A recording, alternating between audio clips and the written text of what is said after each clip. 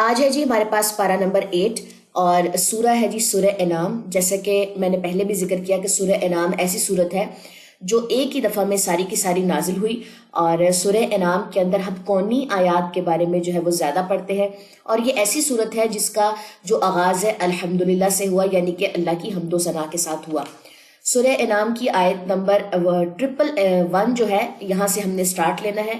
شروع کرتے ہیں جی۔ اعوذ باللہ من الشیطان الرجیم، بسم اللہ الرحمن الرحیم۔ وَلَوْ أَنَّنَا نَزَّلْنَا إِلَيْهِمُ الْمَلَائِكَةَ وَكَلَّمَهُمُ الْمَوْتَى وَحَشَرْنَا عَلَيْهِمْ كُلَّ شَيْءٍ قُبُلًا مَا كَانُوا لِيُؤْمِنُوا إِلَّا أَن يَشَاءَ اللَّهُ وَلَكِنَّ أَكْثَرَهُمْ يَجْهَلُونَ۔ اور اگر بے شک ہم ان کی طرف فرشتے نازل کرتے اور ان سے مردے کلام کرتے، اور ہم ان کی ہر مطلوبہ شے ان کے سامنے پیش کرتے، تو بھی وہ ایمان نہ لاتے۔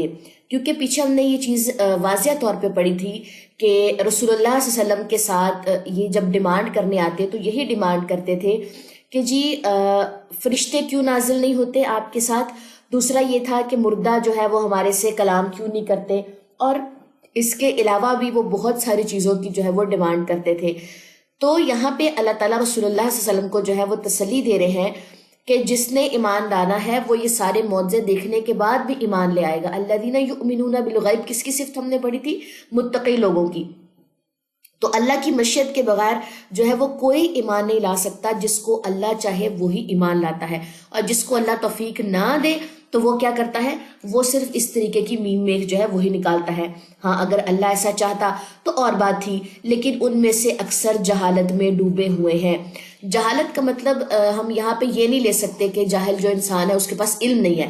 اب آپ دیکھیں کہ ابو جہل جو تھا وہ اس کے پاس کتنا علم تھا دنیاوی، لیکن دین کے نام پہ اس کے پاس بالکل بھی علم نہیں تھا، یا اگر تھا بھی تو اس کے اندر غرور اور تکبر اور ضد اتنی زیادہ تھی ابو جہل کے اندر کہ وہ کسی بھی طرح وہ جھکنے کو تیار ہی نہیں تھا۔ ٹھیک ہے، وہ سجدہ ہی نہیں کرتا تھا۔ جب سورہ نجم کی آیت جو ہے وہ نازل، جس پہ سب نے سجدہ کیا، رسول اللہ صلی اللہ علیہ وسلم نے سجدہ کیا، صحابہ کرام نے سجدہ کیا، اس پر بھی ابو جہل نے سجدہ نہیں کیا کیونکہ وہ جھکنے کو تیار ہی نہیں تھا۔ تو جہالت کا قطعاً ہم یہ مطلب نہیں لے سکتے کہ جو جاہل انسان ہے وہ جو ہے اس کے پاس علم نہیں ہوگا۔ نہیں، علم ہوتا ہے، لیکن وہ صرف دنیاوی علم ہوتا ہے، یا صرف لوگوں کو دکھانے کے لیے علم حاصل کیا گیا ہوتا ہے۔ نیکسٹ آ جائیے جی آیت نمبر 112۔ اور اسی طرح ہم نے انسانوں اور جنوں میں سے شیاطین ہر نبی کے دشمن بنائے۔ اب یہاں پہ یہ چیز بتائی جا رہی ہے کہ انسانوں میں بھی دشمن ہوتے ہیں اور جنوں میں بھی دشمن ہوتے ہیں، اور ہر نبی کے لیے جو ہے اس میں آزمائش ہے، اور ان میں سے ہر ایک دوسرے کے کان میں چکنی چپڑی باتیں ڈالتا رہتا ہے تاکہ اسے دھوکے میں رکھے۔ اور اے نبی، اگر آپ کا رب چاہتا تو وہ یہ کام نہ کرتے، یعنی کہ اگر اللہ تعالیٰ چاہتے تو کسی بھی صورت وہ یہ کام نہ کرتے، لیکن یہ صرف آزمائشی تھی۔ چنانچہ آپ ان لوگوں کو اور جو کچھ یہ جھوٹ گڑھ رہے ہیں ان کو رہنے دیجیے۔ یہاں پہ مالک بن دینار کہتے ہیں کہ مجھ پر انسانوں کے شیاطین جنوں کے شیاطین سے زیادہ سخت ہے۔ وہ کہتے ہیں اس کی وجہ یہ ہے کہ جب میں تعوذ پڑھتا ہوں تو جنوں کے جو شیاطین ہیں وہ تو مجھ سے دور ہو جاتے ہیں، لیکن انسانوں کے جو شیاطین ہیں میرے پاس آ کر مجھے نافرمانیوں کی طرف گھسیٹ لے جاتے ہیں۔ یہ کون بات کہہ رہے ہیں؟ یہ مالک بن دینار کہہ رہے ہیں۔ بیسیکلی اب آپ دیکھیں دو قسم کے شیاطین کا یہاں پہ ذکر آیا ہے، ایک انسانوں کے شیاطین ہے اور ایک جنوں کے شیاطین ہے۔ اگر آپ معوذتین پڑھتے ہیں یا آپ سورہ فاتحہ، آپ اللہ کا ذکر اذکار کرتے ہیں، شیاطین تو آپ کے پاس نہیں آ سکتے نا، بالکل وہ آپ کو ٹچ ہی نہیں کر سکتے، آپ اللہ کی پناہ میں چلے گئے۔ لیکن انسانوں کے جو ہے شیاطین ہیں، جنہوں نے اپنا شیطان جو ہے وہ مسلمان نہیں کیا تو وہ پھر خود بھی برائی کرتے ہیں اور پھر برائی کے اوپر آمادہ کرتے ہیں۔ جیسے کہ آپ نے دیکھا ہوگا جس دن آپ کا دل کرتا ہے کہ آج میں نے کوئی غیبت نہیں کرنی، میں نے کوئی نافرمانی کا کام نہیں کرنا، میں نے کوئی برائی کا کام نہیں کرنا، لیکن کچھ لوگ ایسے ہوتے ہیں جو آپ کے ساتھ بلا وجہ کا لڑائی جھگڑا شروع کر دیتے ہیں، بلا وجہ کی جو ہے ایک بحث شروع کر دیتے ہیں، تو وہ اس کا شیطان ہے جو ابھی تک نیکی کے اوپر آیا ہی نہیں۔ تو انسانوں کے شیطان سے بچنا، اور نافرمانیوں کی طرف اتنی جلدی انسان کر جاتا ہے ان ایسے لوگوں کی وجہ سے، بہت مشکل ہو جاتا ہے۔ ٹھیک ہے، نیکسٹ ہے جی آیت نمبر 113، اور تاکہ جو لوگ آخرت پر ایمان نہیں لاتے ان کے دل اس جھوٹ کی طرف مائل ہو جائیں اور وہ اس جھوٹ کو پسند کرتے رہیں اور وہ جو برے کام کر رہے ہیں وہ سب کر رہے ہیں۔ کفار مکہ کے ایک اعتراض کا یہاں پہ جواب ہے آیت نمبر 113 میں۔ یہ آیت اس وقت نازل ہوئی جب کفار کہنے لگے مسلمان اپنا مارا ہوا جانور تو کھا لیتے ہیں، اللہ کے مارے ہوئے کو حرام سمجھتے ہیں۔ یہ بات سمجھ آئی؟ بیسیکلی اگر انسان خود قربانی کرتا ہے، ٹھیک ہے، خود جانور کو حلال کرتا ہے، وہ تو خود کھا جاتا ہے، لیکن جو قدرتی موت مرا ہے، جو مردار ہے، اس کو تو نہیں کھاتا، اپنا مارا ہوا کھا لیتا، اللہ کا مارا ہوا نہیں کھاتا۔ آپ ذرا تھوڑا سا دماغی طور پہ اس بات کو سوچیں، لاجیکلی سوچیں کہ ان کے دماغ کتنے شیطانی تھے، کیسے کیسے لاجکس نکال کے لاتے تھے تاکہ اللہ کے اوپر الزام لگا سکے، اللہ کے اوپر ناحق باتیں کر سکے اور ساتھ ہی ساتھ مسلمانوں کو گمراہ کر سکے۔ اب ایتھیسٹ کیا ہے؟ ایتھیسٹ وہ لوگ ہوتے ہیں جو اللہ کو نہیں مانتے، کسی کو نہیں مانتے، وہ کہتے ہیں جی ہماری اپنی دنیا۔ ان کا یہ کہ ہم اگر سارا دن اپنی آپ کو عبادت میں ڈالتے ہیں تو ہمارا کتنا ٹائم جو ویسٹ ہوتا ہے۔ اور ایسے لوگوں کے ساتھ میری ایک سٹنگ ہوئی تھی، اللہ تعالیٰ بچائے ایسے لوگوں سے، کیونکہ مجھے آئیڈیا نہیں تھا کہ ان لوگوں کی باتیں کیسے ہوئی۔ انہوں نے صرف ان میں سے کسی ایک نے میرے ساتھ ایک ہی بات کی کہ دیکھیں عبادت کر کے کتنا ذرا ٹائم جو ہے وہ ہمارا ضائع ہو جاتا ہے، اگر ہم عبادت نہ کریں تو ہمارا کتنا ٹائم بچ جائے۔ مجھے اس کی بات اس وقت جو ہے وہ اتنی زیادہ اٹریکٹ کی کہ یہ بات اس نے کتنی بولی، لیکن بعد میں میرا دل اتنا بے چین ہو گیا، میرا دل اتنا خراب ہو گیا کہ میرے کانوں نے ایسی بات سنی بھی کیوں، آج سے بہت سال پہلے کی بات ہے، کیونکہ اس وقت اتنا زیادہ مائنڈ پختہ نہیں تھا اور ایمان کی اس طرح کی طاقت نہیں تھی۔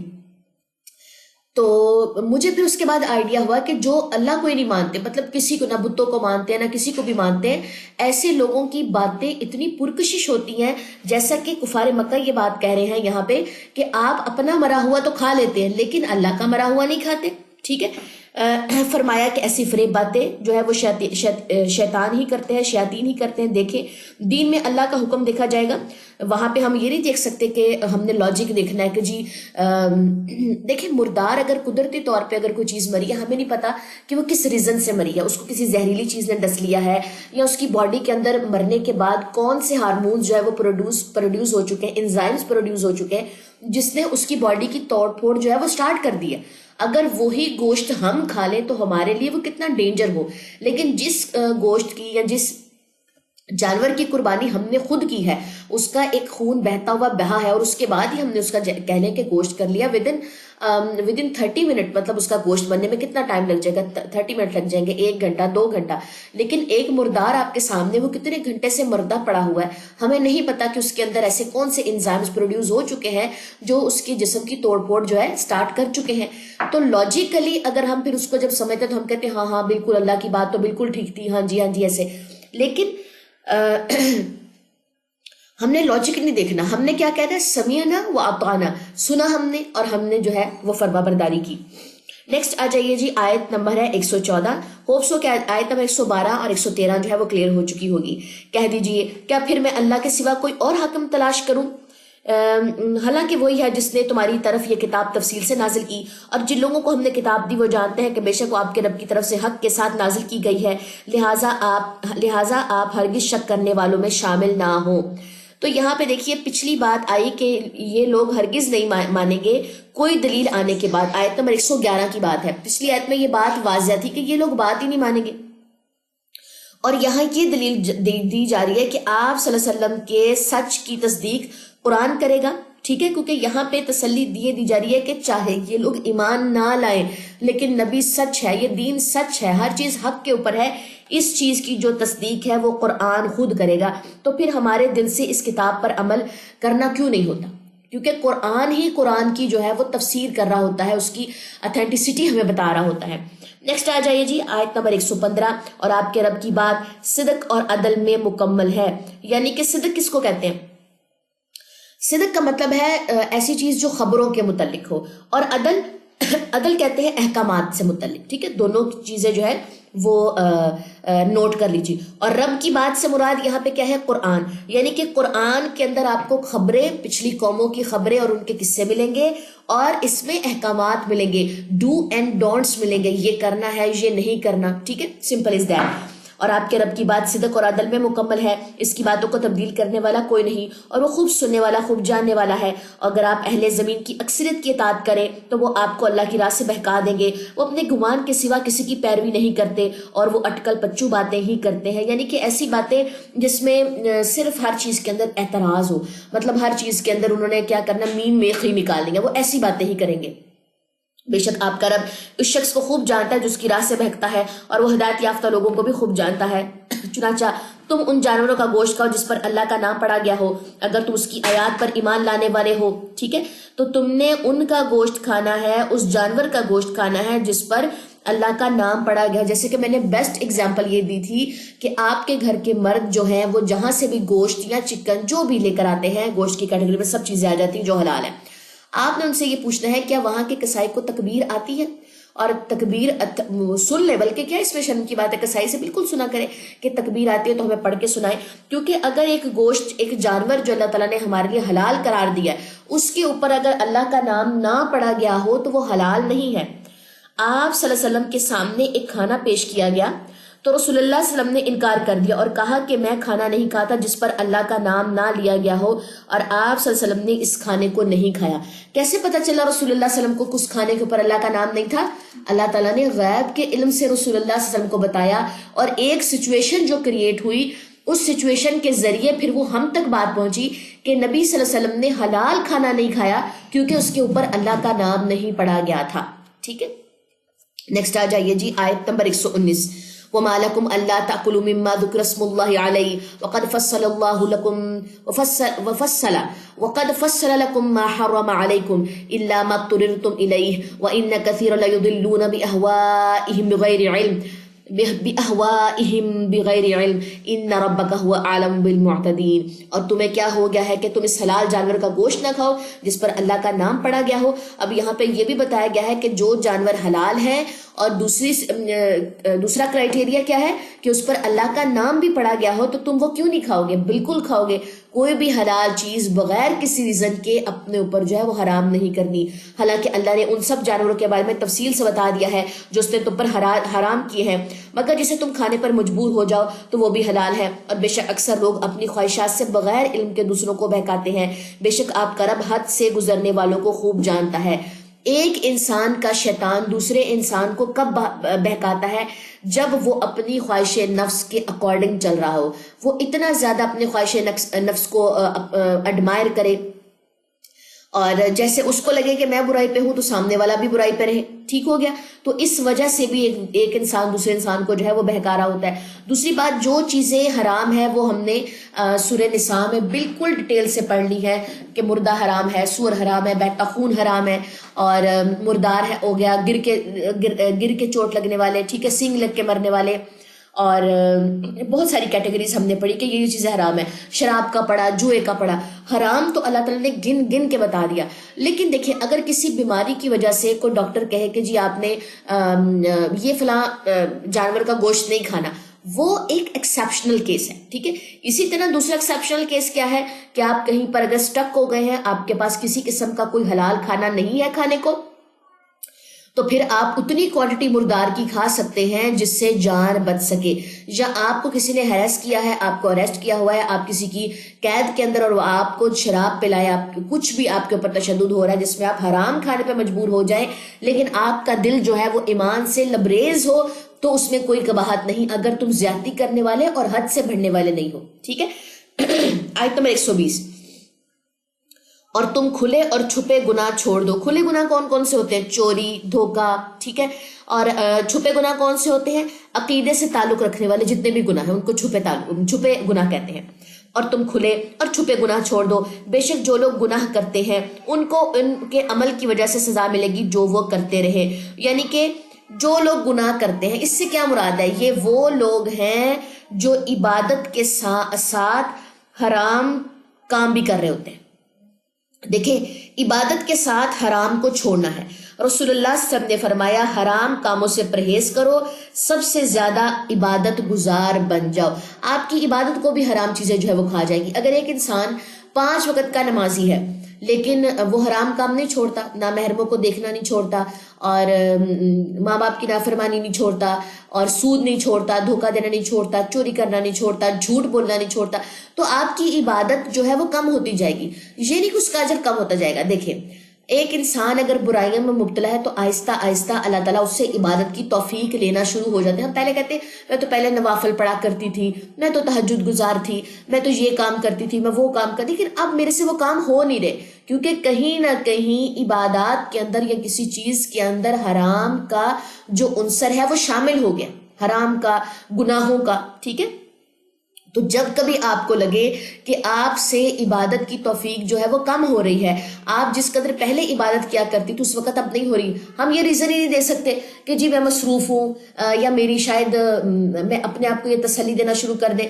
کہ ہو سکتا ہے میری روٹین ذرا تھوڑی سی بزی ہو چکی ہے، اس وجہ سے میرے پاس اتنا ٹائم نہیں نکلتا.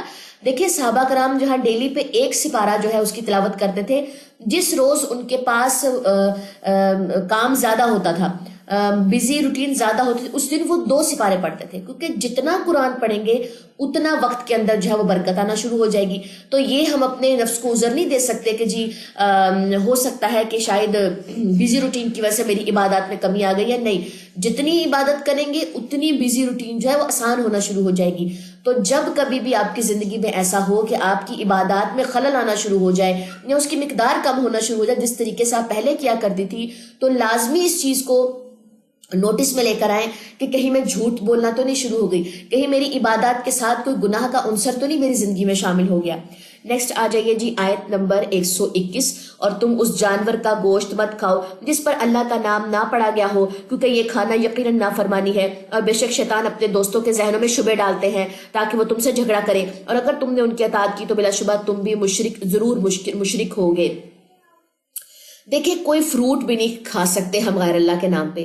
یہ نہیں ہو سکتا کہ کہیں سے بھی گوشت خرید کر کھا لیتے ہیں، مطلب یہ نہیں کہ ہم کہیں سے بھی گوشت خرید کر کھا لیں اور خود اس پہ جو ہے وہ بسم اللہ پڑھ لیں، بلکہ وہ گوشت حلال ہے جس کو ذبح کرتے ہوئے بسم اللہ پڑھا جائے، بسم اللہ، اللہ اکبر، یہ پوری ایک تکبیر ہے، آپ وہ کھا سکتے ہیں. آپ یہ نہیں کہہ سکتے کہ اچھا چلے کسی سے ہم گوشت لے آتے ہیں، اب ہمیں کیا کہ اس نے تکبیر پڑھی ہے یا نہیں پڑھی، ہم خود بسم اللہ پڑھ لیتے ہیں، نہیں، تب نہیں ہو سکتا، وہ گوشت حلال نہیں ہے. ٹھیک ہے، نیکسٹ آ جائیے جی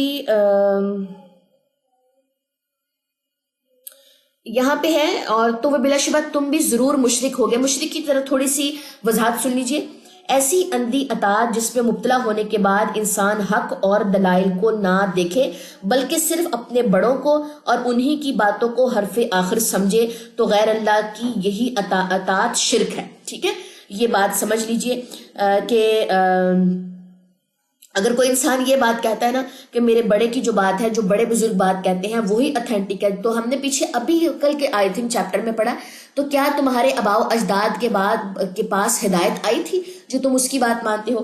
رسول اللہ صلی اللہ علیہ وسلم نے فرمایا وہ یقیناً ان کی عبادت نہیں کرتے، لیکن ان کے علماء جس چیز کو حلال قرار دیتے ہیں یہ ان کو حلال سمجھتے، اور جس چیز کو حرام کہہ دیتے ہیں اسے حرام سمجھتے.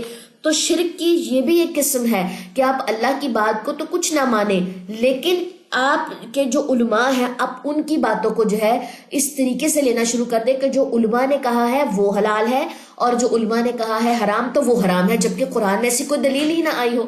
ٹھیک ہے، نیکسٹ آ جائیے آیت نمبر 122. کیا ایک ایسا شخص جو مردہ تھا پھر ہم نے اسے زندہ کیا اور ہم نے اس کے لیے نور بنا دیا، وہ اس کی روشنی میں لوگوں میں چلتا ہے، کیا وہ اس شخص جیسا ہو سکتا ہے جس کا حال یہ ہے کہ وہ اندھیروں میں پڑا ہے، اس سے نکلنے والا نہیں؟ اسی طرح کافروں کے لیے ان کاموں میں کشش رکھی گئی ہے جو وہ کرتے ہیں.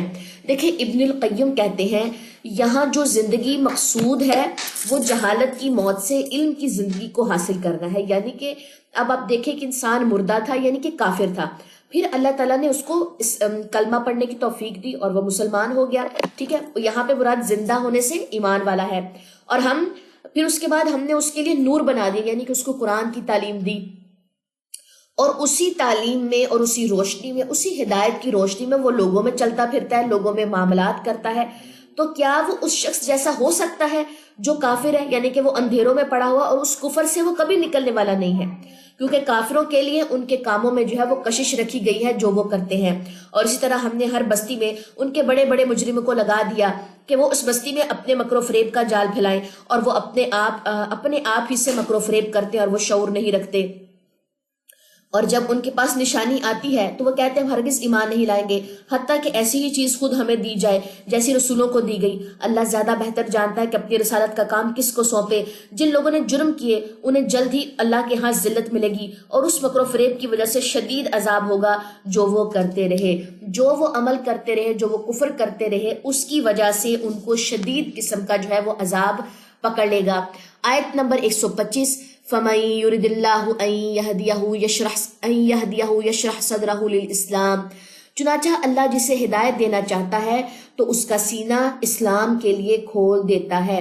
تو یہ کتنی بڑی خوشخبری کی بات ہے کہ جس کو ہدایت ملے گی، اگر کوئی انسان یہ جاننا چاہے کہ کیا اسے ہدایت ملی ہے، تو اس کا جو سینہ ہے وہ اسلام کے لیے کھل جاتا ہے۔ دیکھیں، سینہ کھلنے کے کچھ علامات ہیں، اس کو نوٹ کریں۔ پہلے نمبر پہ دین اسلام پر راضی ہونا۔ دوسرا پوائنٹ ہے اللہ کا حکم سن کر بندے کا خوش ہو جانا، مطلب آپ یہ نہیں کہ اگر کوئی حکم آیا تو آپ اس پہ ناراض ہو جائیں کہ نہیں میں نے پردہ نہیں کرنا، میں نے جو ہے اپنا فیشن نہیں چھوڑنا، میں نامحرموں کے ساتھ اگر بات کرتی ہوں تو میں نے ویسی ہی بات کرنی ہے۔ نہیں، پوائنٹ نمبر 2 کیا ہے کہ اللہ کا حکم سن کر بندہ خوش ہو جائے، یہ سینہ کھلنے کی علامت ہے۔ تیسرے نمبر پہ ہمارے پاس آتا ہے کہ عبادات میں دل کو سکون ملنا، یعنی کہ آپ اللہ کی عبادت کریں گے، آپ نماز پڑھیں گے تو آپ کے دل کو جو ہے وہ سکون ملے گا، یہ سینہ کھلنے کی علامت ہے تیسری۔ چوتھے نمبر پہ نیکی اور اطاعت کے کاموں میں راحت ملے گی۔ آپ جب لوگوں کے ساتھ بھی معاملہ کریں گے، احسان کے درجے کا معاملہ کریں گے تو بھی آپ کو سکون اور راحت ملے گی۔ یہ ہمارے پاس سینہ کھلنے کی علامت ہے اسلام کے لیے۔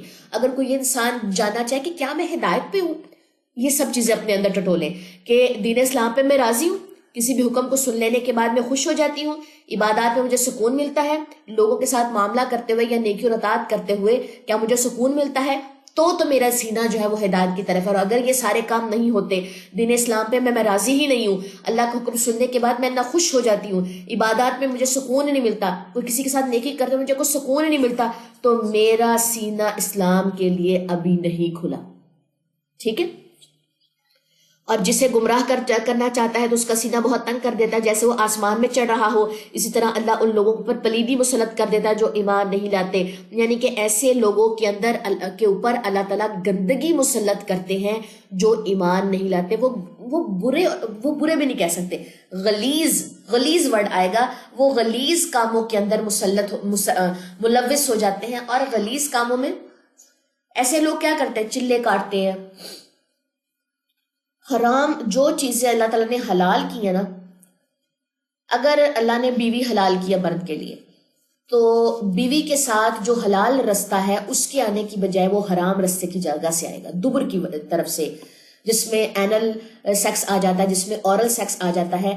تو اس قسم کے کاموں میں یہ لوگ ملوث ہو جاتے ہیں، مطلب پلیدی، غلیظ کام جس میں گندگی ہو۔ حلال چیزوں میں بھی اس کے اندر غلاظت شامل ہو جاتی ہے، پلیدی شامل ہو جاتی ہے۔ ٹھیک ہے، یہ یہاں پہ بات ہے کہ جس انسان کا سینہ تنگ ہے اسلام کے لیے، جس نے اللہ کی بات ہی نہیں ماننی، اللہ کی حدود میں رہ کے اپنے رشتے قائم نہیں کرنے، چاہے وہ میاں بیوی کا رشتہ ہے، چاہے وہ ماں باپ کے ساتھ آپ کا رشتہ ہے، چاہے وہ آپ کا اولاد کے ساتھ رشتہ ہے، آپ کو اگر حلال حرام کی تمیز ہی نہیں ہے، جو رشتے آپ کے لیے حرام ہیں، باپ کا بیٹی کے ساتھ حرام ہے، بہو کا ساس کے ساتھ حرام ہے، اور بھائی بہن کا رشتہ حرام ہے، جب آپ نے اللہ کی بات ہی نہیں مانی تو پھر یہ حرام رشتے لوگ اپنے اوپر حلال کرنا اس قدر عام سمجھ لیتے ہیں کہ میں نے ابھی پچھلے دنوں بھی کسی کا قصہ یہ بات سنی ہے کہ جی حرام رشتہ جو بالکل حرام رشتے انہوں نے آپس میں رشتہ قائم کیا ہوا تھا کہ جی باہر شادی کرنے سے بہتر نہیں ہے کہ آپ گھر میں کوئی رشتہ اس طریقے کا قائم کر لیں، نعوذ باللہ۔ تو جو لوگ اللہ کی بات ہی نہیں مانیں گے کہ یہ حرمت والے رشتے، ان سے آپ نکاح نہیں کر سکتے، نکاح تو چلو دور کی بات ہے، لوگ تو نکاح تو کرتے نہیں، وہ کیا کرتے ہیں، وہ ناجائز رشتے جو ہے وہ قائم کر لیتے ہیں، تو پھر یہ پلیدی ایسے لوگوں کے اوپر مسلط کر دی جاتی ہے، وہ اس سے کبھی نکل نہیں سکتے، ان اندھیروں سے کبھی وہ لوگ نکل نہیں سکتے۔ اور یہ آپ کے رب کا راستہ سیدھا راستہ ہے، ہم نے ان لوگوں کے لیے آیات کھول کر بیان کر دی جو نصیحت حاصل کرتے ہیں، انہی کے لیے ان کے رب کے ہاں سلامتی کا گھر ہے، اور وہ ان کاموں کی وجہ سے ان کا دوست ہے جو وہ کرتے رہے۔ اور جس دن وہ ان سب کو اکٹھا کرے گا تو فرمائے گا اے جنوں کے گروہ، تم نے انسانوں میں سے بہت زیادہ گمراہ کیے تھے، اور انسانوں میں سے ان کے دوست کہیں گے اے ہمارا رب، ہم نے ایک دوسرے سے فائدہ اٹھایا اور ہم اس میعاد کو، اس مدت کو پہنچے جو تو نے ہمارے لیے مقرر فرمائی تھی۔ اللہ فرمائے گا آگ ہی تمہارا ٹھکانہ ہے، تم اس میں ہمیشہ رہو گے، ہاں اگر اللہ چاہے تو دوسری بات ہے، بے شک آپ کا رب بڑا حکمت والا، خوب جاننے والا ہے۔ اور اسی طرح ہم بعض ظالموں کو بعض پر ان کاموں کی وجہ سے مسلط کر دیتے ہیں جو وہ کرتے رہے۔ اے جنوں اور انسانوں کے گروہ، کیا تمہارے پاس تمہیں میں سے رسول نہیں آئے تھے، وہ تم سے میری آیات بیان کرتے تھے، اور تمہیں تمہاری اس آج کے دن کی ملاقات سے ڈراتے تھے؟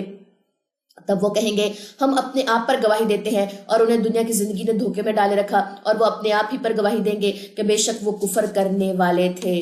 دیکھیں، جو چیز مشکل آنے کے بعد آپ کو راحت دیتی ہے دنیا کی، سمجھے آپ دنیا کے دھوکے میں۔ آپ کو کوئی مسئلہ ہوا، آپ کو کوئی پریشانی ہوئی، آپ نے موبائل اٹھایا اور ریلز دیکھنا شروع کر دی، میوزک سننا شروع کر دیا، آپ نے سوشل میڈیا شروع کر دیا دیکھنا، آپ نے ڈرامے شروع کر دیے، آپ نے کہا مشکلیں تو آنی ہیں، لڑائیاں فساد تو ہونے ہی ہیں، میرا جو اسی طریقے سے جو ہے مائنڈ خراب ہوگا، یا میں بیٹھ کے سوچوں گی میرے پاس اتنا مائنڈ نہیں، اور آپ نے اپنے آپ کو مصروف کرنے کے لیے برائی کا رستہ چوز کیا اور دنیا کے دھوکے میں چلے گئے۔ کیا کسی مشکل کے آنے کے بعد رسول اللہ صلی اللہ علیہ وسلم ریلز دیکھتے تھے، سوشل میڈیا یوز کرتے تھے؟ یا اگر کچھ لوگ یہ دلیل نہیں، اس ٹائم تو یہ تھا ہی نہیں، اگر اس ٹائم ہوتا بھی تو بھی کیسا ہوتا؟ کسی بھی مشکل آنے کے بعد رسول اللہ صلی اللہ علیہ وسلم کیا عمل کرتے تھے؟ وَاسْتَعِينُوا بِالصَّبْرِ وَالصَّلَاةِ، وہ نماز قائم کرتے، صبر کرتے، نماز قائم کرتے اور اللہ سے مدد مانگتے تھے۔ دیکھیں، کسی بھی مشکل اور پریشانی کا آنا عبادت کا ایک حصہ سمجھے کہ اللہ مجھے اس کے ذریعے کسی درجے پہ لے کے جانا چاہتا ہے، سمپل از دیٹ۔ نیکسٹ آ جائیے جی، آیت نمبر 131۔ ابھی میں نے مجھے اس بات سے یاد آیا ڈرامے سے، کسی نے روزہ رکھا نا تو اس کے بعد موبائل یوز کرتے ہوئے میں نے دیکھا، تو میں نے کہا کہ آپ کیا دیکھ رہی ہیں یا کیا دیکھ رہے ہیں؟ تو مجھے آگے سے جواب ملا کہ میں کوئی ڈرامہ دیکھ رہی ہوں اور اس کے پیچھے نا میوزک نہیں ہے، تو ود آؤٹ میوزک ہے، تو میں وہ ڈرامہ دیکھ رہی ہوں اس طرح نا، تو بجائے اس کے کہ آپ کسی اور چیز کو دیکھیں یا اس طریقے کی چیز دیکھیں، تو میں یہ سب چیزیں دیکھ رہی ہوں۔ تو اب اتنا تو دیکھ ہی سکتے ہیں نا، آپ ہمیں بتائیں، اتنا تو ہم دیکھ ہی سکتے ہیں نا۔ میں نے کہا ہاں جی بالکل ایسا ہی ہے، صحابہ کرام بھی میں نے کہا روزہ رکھنے کے بعد یہ سیریز وغیرہ اور یہ سب چیزیں دیکھتے نا جن میں میوزک نہیں تھا، تو بالکل آپ صحیح عمل کر رہی ہیں۔ تو ان کو ان کا جواب مل گیا۔ کچھ لوگ یہ کہتے ہیں آپ ہمیں بتائیں کہ ربیع اول پہ ہم کیک کاٹ سکتے ہیں؟ میں تو سمپل ایک بات کہتی ہوں، جی بالکل، رسول اللہ صلی اللہ علیہ وسلم اگر کیک کاٹتے تو آپ بھی کاٹ لیں، اگر صحابہ کرام آپ کے جانے کے بعد کیک کاٹے تو آپ بھی بیٹھ کے کاٹ لیں۔ اگر تو وہ عمل ہمیں وہاں سے ملتا نہیں ہے تو ہم نے ایکسٹرا عمل کر کے کیوں اپنی زندگیوں کا عذاب بنانا، دنیا میں بھی اور آخرت میں بھی؟ دیکھا دیکھی کتنے لوگ ہمیں یہ کام کریں گے اور ہمارے اوپر اپنا بھی گناہ ہے اور لوگوں کی جو پلیدی ہے اس کا بھی ہمارے اوپر گناہ آ جائے گا۔ نیکسٹ آ جائیے آیت نمبر 131۔ یہ رسول اس لیے بھیجے گئے کہ آپ کا رب بستیوں کو ان کے ظلم کی وجہ سے ہلاک کرنے والا نہیں، جبکہ ان کے باشندے غافل ہوں، اور ہر ایک کے لیے ان اعمال کی وجہ سے درجے ہیں جو انہوں نے کیے، اور آپ کا رب اس سے غافل نہیں جو وہ کرتے ہیں۔ یعنی کہ ہر انسان کا جو درجہ ہے وہ آخرت میں اعمال کے مطابق ہوگا، جس نے جتنے سجدے کی اتنا اس کا درجہ، جو جتنی تسبیحات کی اتنا اس کا سجدہ۔ اگر ایک لڑکی جو ہے وہ سحری بنا رہی ہے اور اس کی زبان بالکل خاموش ہے، وہ کڑ رہی ہے کہ مجھے سسرال کے لیے سحری بنانی پڑ رہی ہے، یا مجھے فلاں رشتے کے لیے سحری بنانی پڑ رہی ہے، یا میں اکیلی ہوں، ایک تو وہ رد عمل ہے، اور ایک ہے جو سب کے لیے سحری بنا رہی ہیں، ایک خاتون یا دو خواتین جو ہیں، اور ساتھ ہی ساتھ سحری کے وقت استغفار سے اس کی جو زبان ہے وہ بالکل تر ہے، تو دونوں لوگ کیا برابر ہو سکتے ہیں؟ دونوں کے جو درجے ہیں وہ قیامت کے روز کیا برابر ہو سکتے ہیں؟ ٹھیک ہے، اور جو انہوں نے کیا اور آپ کا رب اس سے غافل نہیں جو وہ کرتے ہیں، اور آپ کا رب بے نیاز ہے، رحمت والا، اگر وہ چاہے تو تمہیں لے جائے اور تمہارے بعد جنہیں چاہے جانشین بنا دے، جیسے اس نے تمہیں دوسری قوم کی نسل سے پیدا کیا۔ یعنی کہ ساری جو مخلوق ہے وہ اللہ کی محتاج ہے۔ نیکسٹ آ جائیے آیت نمبر 134۔ بے شک جس چیز کا تم سے وعدہ کیا جاتا ہے وہ ضرور آنے والی ہے اور تم عاجز کرنے والے نہیں۔ یعنی کہ اللہ کا جو عذاب ہے وہ کوئی اس کو روک نہیں سکتا، وہ آ کے رہے گا، اے نبی کہہ دیجئے اے میری قوم تم اپنی جگہ عمل کرو، بے شک میں بھی اپنی جگہ عمل کرنے والا ہوں، چنانچہ جلدی تم جان لوگے کس شخص کے لیے آخرت کا اچھا انجام ہے، اور بے شک ظالم فلاح نہیں پائیں گے۔ اور انہوں نے اس میں سے اللہ کے لیے ایک حصہ ٹھہرایا جو اس نے کھیتی اور چپاؤں کی شکل میں پیدا کیا، پھر اپنے خیال کے مطابق کہنے لگے یہ حصہ اللہ کے لیے ہے اور یہ ہمارے دیوتاؤں کے لیے، چنانچہ ان کے دیوتاؤں کو جو حصہ ہے وہ تو اللہ کے پاس نہیں پہنچتا، اور جو اللہ کا حصہ ہے وہ ان کے دیوتاؤں کے پاس پہنچ جاتا ہے۔ کس قدر برا ہے وہ جو اب فیصلہ کرتے ہیں۔ یعنی کہ یہاں پہ عربوں کی ایک جہالت بیان کی گئی ہے کہ یہ کھیتی اور چپایوں میں سے جو بھی حصہ ہوتا تھا، ایک حصہ اللہ کے لیے رکھتے تھے، ایک حصہ دیوتاؤں کے لیے رکھتے تھے، لیکن جو دیوتاؤں کا حصہ تھا وہ تو ان کو چڑھایا جاتا، ان کا خون، ان کا گوشت، لیکن جو اللہ کا حصہ تھا وہ بھی یہ خود ہی ان کو دے آتے تھے کہ اللہ تعالیٰ کو ہم کیسے پہنچائیں، وہ بھی ان کے رستے سے اللہ کو پہنچ جائے گا۔ تو اللہ تعالیٰ یہاں پہ بتا رہے ہیں کہ میرا حصہ جو تھا، جو اللہ کا حصہ تھا، وہ بھی تم دیوتاؤں کے پاس چھوڑ کر آتے تھے۔ کس قدر برا ہے جو تم فیصلہ کرتے ہو، یہ عربوں کی جہالت تھی، اس قدر وہ جاہل تھے۔ عبداللہ بن عباس رضی اللہ عنہ کہتے ہیں تم عربوں کی جہالت معلوم کرنا چاہتے ہو تو سورہ انعام 130 سے 140 تک پڑھ لو، ٹھیک ہے۔ یہ 130 نمبر جو کہہ لیں کہ آیت ہم نے سٹارٹ کی تھی، وہاں سے یہ سٹارٹ، تو 130 سے سلسلہ شروع ہوگا، 140 تک جائے گا، اور اس میں آپ عربوں کی جہالت کا پڑھیں گے۔ ایک جہالت تو ہم نے ان کی پڑھ لی کہ یہ کس طریقے کا جو ہے وہ معاملہ کرتے ہیں۔ نیکسٹ آ جائیے آیت نمبر 137۔ اور اسی طرح بہت سے مشرکوں کے لیے ان کے دیوتاؤں نے ان کی اولاد کا قتل پسندیدہ بنا رکھا ہے تاکہ وہ انہیں ہلاک کر دے اور ان کے لیے ان کا دین مشکوک بنا دے، اور اگر اللہ چاہتا تو وہ یہ کام نہ کرتے، چنانچہ انہیں اور ان کے جھوٹ کو ان کے حال پر چھوڑ دیجئے جو وہ گھڑتے ہیں۔ یعنی کہ اللہ تعالیٰ فرماتا ہے کہ اپنی جو اولاد کا قتل ہے، کیونکہ یہاں پہ یہ اولادوں کا قتل کرتے تھے، تو اولاد کا جو قتل ہے وہ کبیرہ گناہ ہے، چاہے آپ اس کو پیٹ کے اندر ہی مار دیں یا پھر آپ اس کو کسی بھی پیر یا فقیر یا کسی کے صدقے چڑھاوا چڑھا دیں، ٹھیک ہے۔ اولاد کا جو قتل ہے وہ کبیرہ گناہ ہے۔ یہ جو ابورشن وغیرہ کرواتی ہیں، موسٹلی ان میرڈ ہی لڑکیاں کروا رہی ہوتی ہیں ابورشن، میرڈ کا تو بہت کم ریٹ ہے کہ وہ جو اس طریقے کا کبھی سننے کو آئے، الا ماشاء اللہ۔ لیکن ابورشن جو ہے وہ اولاد کا قتل ہی ہے، یعنی کہ آپ نے پہلے تو ایک گناہ سرزد ہوا آپ سے، پھر اس کے بعد دوسرا کبیرہ گناہ یہ تھا کہ جی آپ نے یہ کر دیا کہ آپ نے ابورشن کروایا اور اس بچے کو یا اس اولاد کا قتل کر دیا، وہ قتل میں ہی شامل ہے ابورشن، ٹھیک ہے۔ اب یہ نہیں کہ آپ کہہ سکتے ہیں کہ جی ہم نے بالکل ارلی سٹیج میں کروایا تھا اور اس میں ابھی روح نہیں اس طریقے سے آئی تھی، نہیں، بالکل یہ بات جو ہے وہ قابل قبول نہیں ہے۔ ابورشن از ابورشن، چاہے وہ آپ 2 ہفتے بعد 2 ہفتے کی یا 3 ہفتے کی پریگننسی میں ہی آپ کروا دیں، چاہے وہ آپ 2-3 مہینے بعد ابورشن کروا دیں، ٹھیک ہے۔ اور اپنے جھوٹے خیال کے مطابق انہوں نے کہا یہ چپائی اور کھیتی ممنوع ہے، انہیں بس وہی کھا سکتا ہے جسے ہم چاہیں، اور بعض چوپائے ہیں جن کی پشت پر سواری حرام کر دی گئی، اور بعض چوپائے جن پر وہ اللہ کا نام نہیں پڑھتے، یہ سب وہ اللہ پر جھوٹ گھڑتے ہوئے کرتے ہیں، اور وہ جلدی انہیں اس جھوٹ کی سزا دے گا جو وہ گھڑتے ہیں۔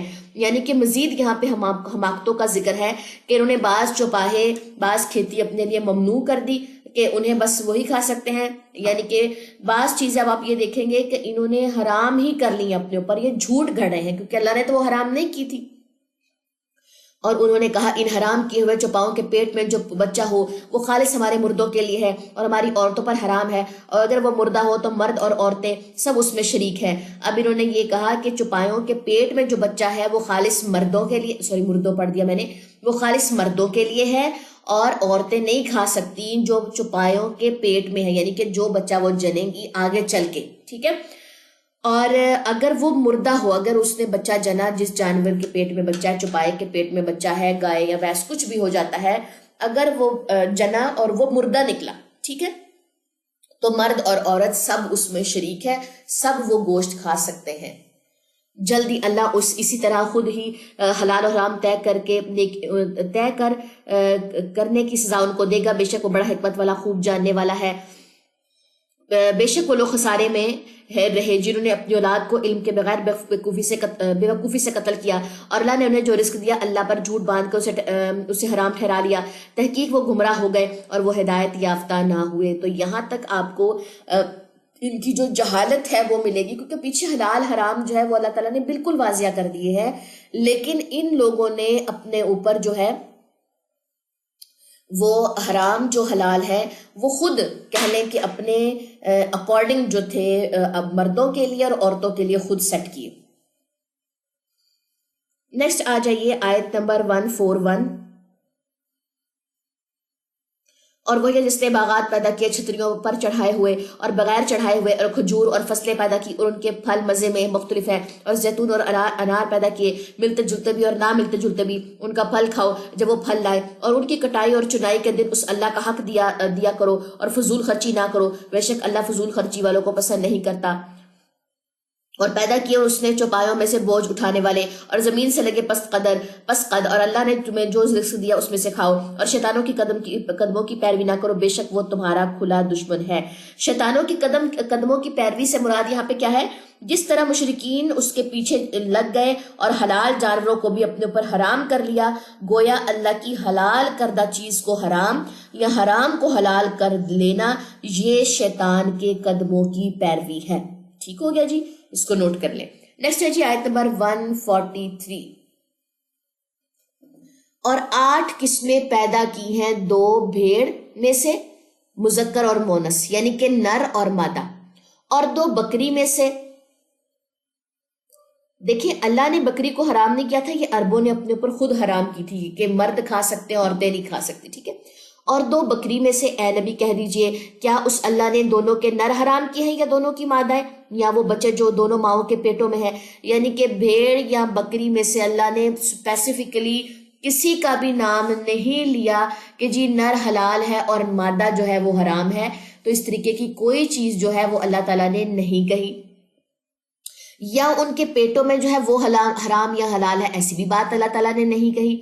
ٹھیک علم کے ساتھ مجھے بتاؤ اگر تم سچے ہو۔ اور 2 اونٹ میں سے 2 گائے میں سے، کہہ دیجئے کیا اللہ نے دونوں کے نر حرام کیے ہیں یا دونوں کی مادائیں، یا وہ بچے جو دونوں ماؤں کے پیٹوں میں ہیں؟ کیا تم اس وقت حاضر تھے جب اللہ نے تمہیں یہ تاکیدی حکم دیا تھا؟ پھر اس شخص سے بڑھ کر ظالم کون ہوگا جس نے اللہ پر جھوٹ گڑا تاکہ وہ بغیر علم کے لوگوں کو گمراہ کرے، بے شک اللہ ایسے ظالم لوگوں کو ہدایت نہیں دیتا۔ نیکسٹ آ جائیے آیت نمبر 145، اے نبی کہہ دیجئے میری طرف جو وحی کی گئی ہے میں اس میں کوئی چیز ایسی نہیں پاتا جو کسی کھانے پر جو اس سے کھائے حرام ہو، مگر یہ کہ وہ مردار ہو یا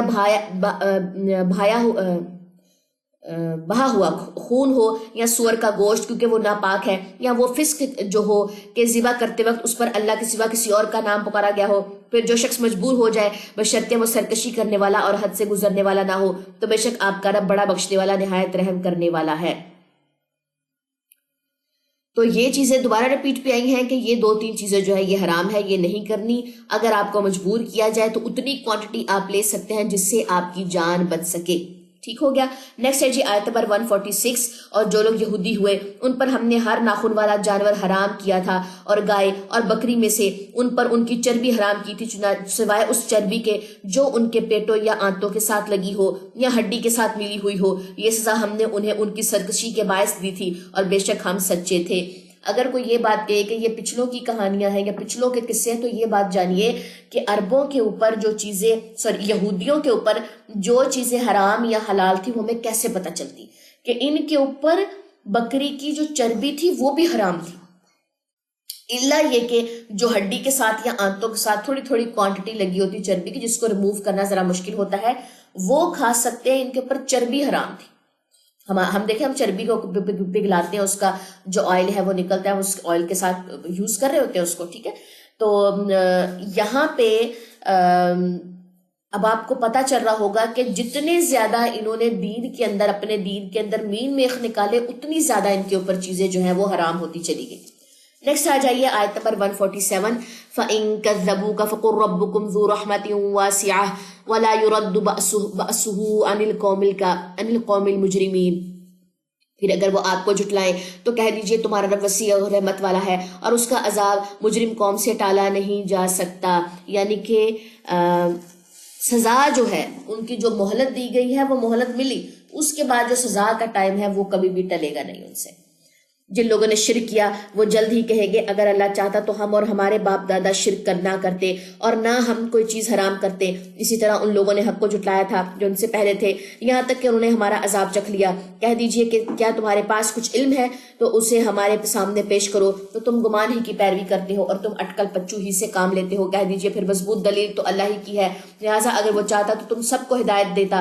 کہہ دیجئے تم اپنے گواہ لے آؤ جو اس بات کی گواہی دے کہ بے شک اللہ نے ان چیزوں کو حرام کیا ہے. پھر اگر وہ گواہی دے تو بھی آپ ان کے ساتھ گواہی نہ دیں، اور آپ ان لوگوں کی خواہشات کے پیچھے نہ چلیں جنہوں نے ہماری آیات جھٹلائیں، اور نہ ان لوگوں کی پیروی کریں جو آخرت پر ایمان نہیں لاتے اور وہ دوسروں کو اپنے رب کے برابر ٹھہراتے ہیں. کہہ دیجیے آؤ میں پڑھ کر سناتا ہوں جو کچھ تمہارے رب نے تم پر حرام کیا ہے، یہ کہ تم اس کے ساتھ کسی چیز کو شریک نہ ٹھہراؤ، اور ماں باپ کے ساتھ نیکی کرو، اور اپنی اولاد کو تنگ دستی کے ڈر سے قتل نہ کرو.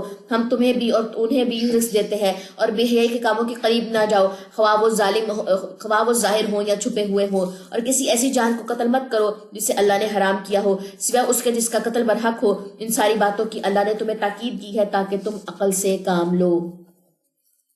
نیکسٹ ہے جی آیت نمبر 152 جس میں آپ یتیم کے مال کے بارے میں مزید پڑھیں گے، کیونکہ ہم نے پیچھے سورہ بقرہ میں بھی پڑھا، سورہ نساء میں بھی اس کا ٹچ آیا تھا. اب مزید اس کو دیکھ لیجئے.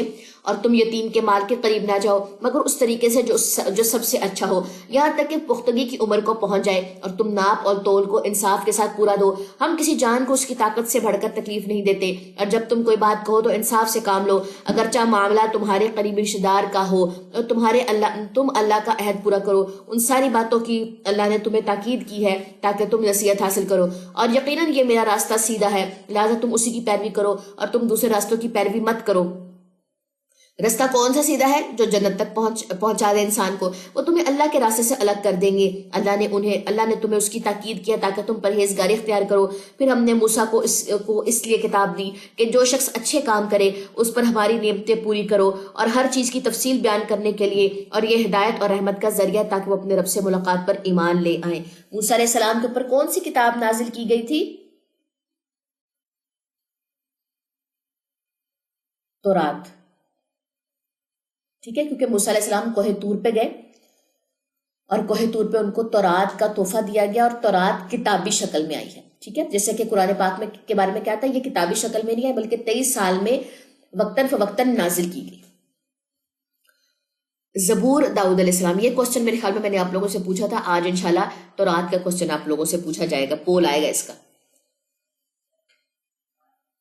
نیکسٹ آ جائیے آیت نمبر 155. اور یہ قرآن ایک عظیم کتاب ہے، ہم نے اسے نازل کیا ہے، یہ برکت والی ہے، بس تم اس کی پیروی کرو اور پرہیزگاری اختیار کرو تاکہ تم پر رحم کیا جائے.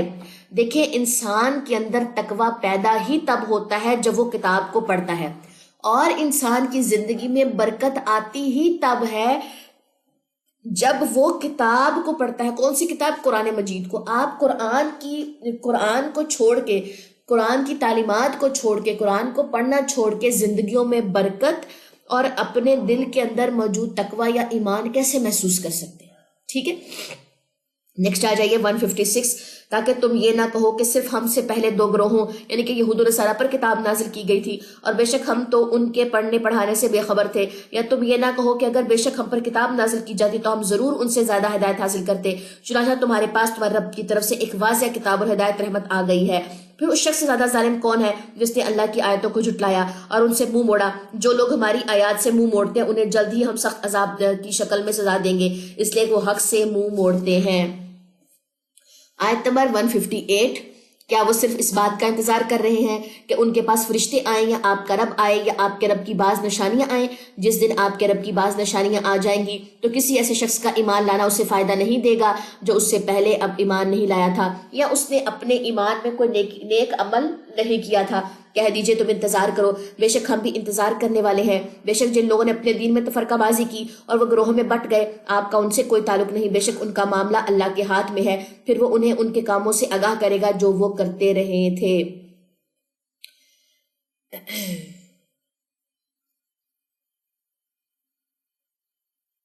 یہاں پہ حدیث ہے، اس کو ذرا سن لیجئے. ایک شخص نے رسول اللہ صلی اللہ علیہ وسلم سے کہا، اے اللہ کے رسول، کون سا صدقہ افضل ہے؟ آپ صلی اللہ علیہ وسلم نے فرمایا کہ تم اس حال میں صدقہ کرو کہ تم صحت مند ہو، مالدار ہونے کی توقع رکھتے ہو اور فقر سے ڈرتے ہو، اور اتنی دیر مت لگاؤ کہ جب جان حلق تک آ جائے تو کہنے لگو کہ فلاں کو اتنا دینا ہے اور فلاں کو اتنا دینا ہے، حالانکہ اب تو وہ فلاں کا ہو ہی چکا۔ تو یہاں پہ مرنے سے پہلے آپ کو مطلب آپ کے ذریعے باقی پوری انسانیت کو یہ تلقین کی جا رہی ہے کہ آپ نے صحت مندی میں، مالدار کی، جب آپ کے پاس آپ مالدار ہیں، آپ کے پاس گنجائش ہے، اور فقر سے ڈرتے ہوئے یعنی کہ اللہ کا خوف دل میں رکھتے ہوئے صدقہ کرنا ہے۔ اتنی دیر نہیں لگانی کہ جان حلق میں ہے، آخری وقت آ چکا ہے اور آپ کہیں کہ اتنا میں نے فلاں کو دینا، اتنا میں نے فلاں کو دینا، اب تو وہ فلاں کا ہو ہی چکا، یعنی کہ آپ کے اس دنیا میں جانے کے بعد وہ تو ڈویژن اس کی ہو ہی جائے گی۔ ٹھیک ہے جی، تو یہ چیزیں یہاں پہ دیکھ لیجئے۔ نیکسٹ آ جائیے آیت نمبر 160، جو شخص وہاں ایک نیکی لے کر آئے گا تو اس کے 10 گنا ثواب ہوگا، اور جو شخص ایک برائی لے کر آئے گا تو اسے بس اس کے برابر ہی سزا دی جائے گی اور ان پر ظلم نہیں کیا جائے گا۔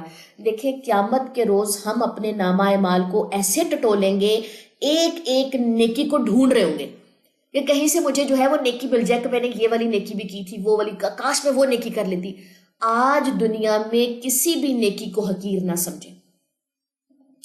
فار ایگزامپل، اگر آپ کے سامنے ایک ریپر گرا ہوا ہے، آپ کو نظر آیا کہ یہ ریپر کسی نے گرایا، یعنی کہ وہ آپ سے نہیں گرا، یہ کسی نے گرایا، ایک ریپر، کوئی ڈسٹ، کوئی چیز ہے، کوئی گندگی ہے، آپ نے جو ہے جھاڑو یا کسی بھی چیز کی مدد سے یا ہاتھ کی یا ٹیشو کی مدد سے آپ نے وہ ریپر یا جو بھی چیز تھی، سوکھی تھی تو وہاں سے اٹھا لیا، گیلی ہے تو وہ کسی چیز سے اٹھا لیا، تو آپ نے وہ اٹھا کے ڈسٹ بن میں ڈال دی۔ دس از نیکی۔ آپ کو لگ رہا ہے نا یہ نیکی کیسے ہو سکتی ہے؟ گرائی تو کسی نے تھی، میری بہن نے گرائی تھی میں کیوں اٹھا دوں، یا میری نند نے گرائی تھی میں کیوں اٹھاؤں، یا میری دیورانی نے یا جٹھانی نے گرائی تھی میں کیوں اٹھاؤں، وہ چیز کھلی چھوڑ کے گئی ہے کچن میں کیوں کروں یہ چیز۔ دیکھیں آپ نیکی تو کر سکتے، لیکن ہاں ان کو لازمی اس چیز کا، ان کے علم میں یہ بات لازمی دے کہ چیزیں جو ہے وہ ننگی نہ چھوڑیں، یا چیزیں جو ہے وہ گندی نہ چھوڑیں، چولہوں کو گندا نہ چھوڑیں، چیزیں زمین پہ چیزیں گری ہوئی نہ ہو، رزق کو ضائع نہ کریں۔ یہ ہم نے دوسروں کو تو یہ بات سکھانی ہے، لیکن اگر اس وقت وہ انسان وہاں پہ موجود نہیں اور ہم اس کے آنے کا ویٹ کریں اور وہ چیز ننگی ہی چھوڑ دے، وہ چیز گری پڑی چھوڑ دے، ہو سکتا ہے اس کے اوپر کسی کا پاؤں آئے، کو کیلے کا چھلکا پڑا ہوا ہو، پھسل جائے وہاں سے، کسی کا نقصان ہو سکتا ہے، تو اللہ نے وہ نیکی آپ کو دکھائی ہے۔ آپ وہ نیکی اس لیے نہیں کر رہے کیونکہ یہ فلاں نے یہ چیز جو ہے وہ خراب کی تھی۔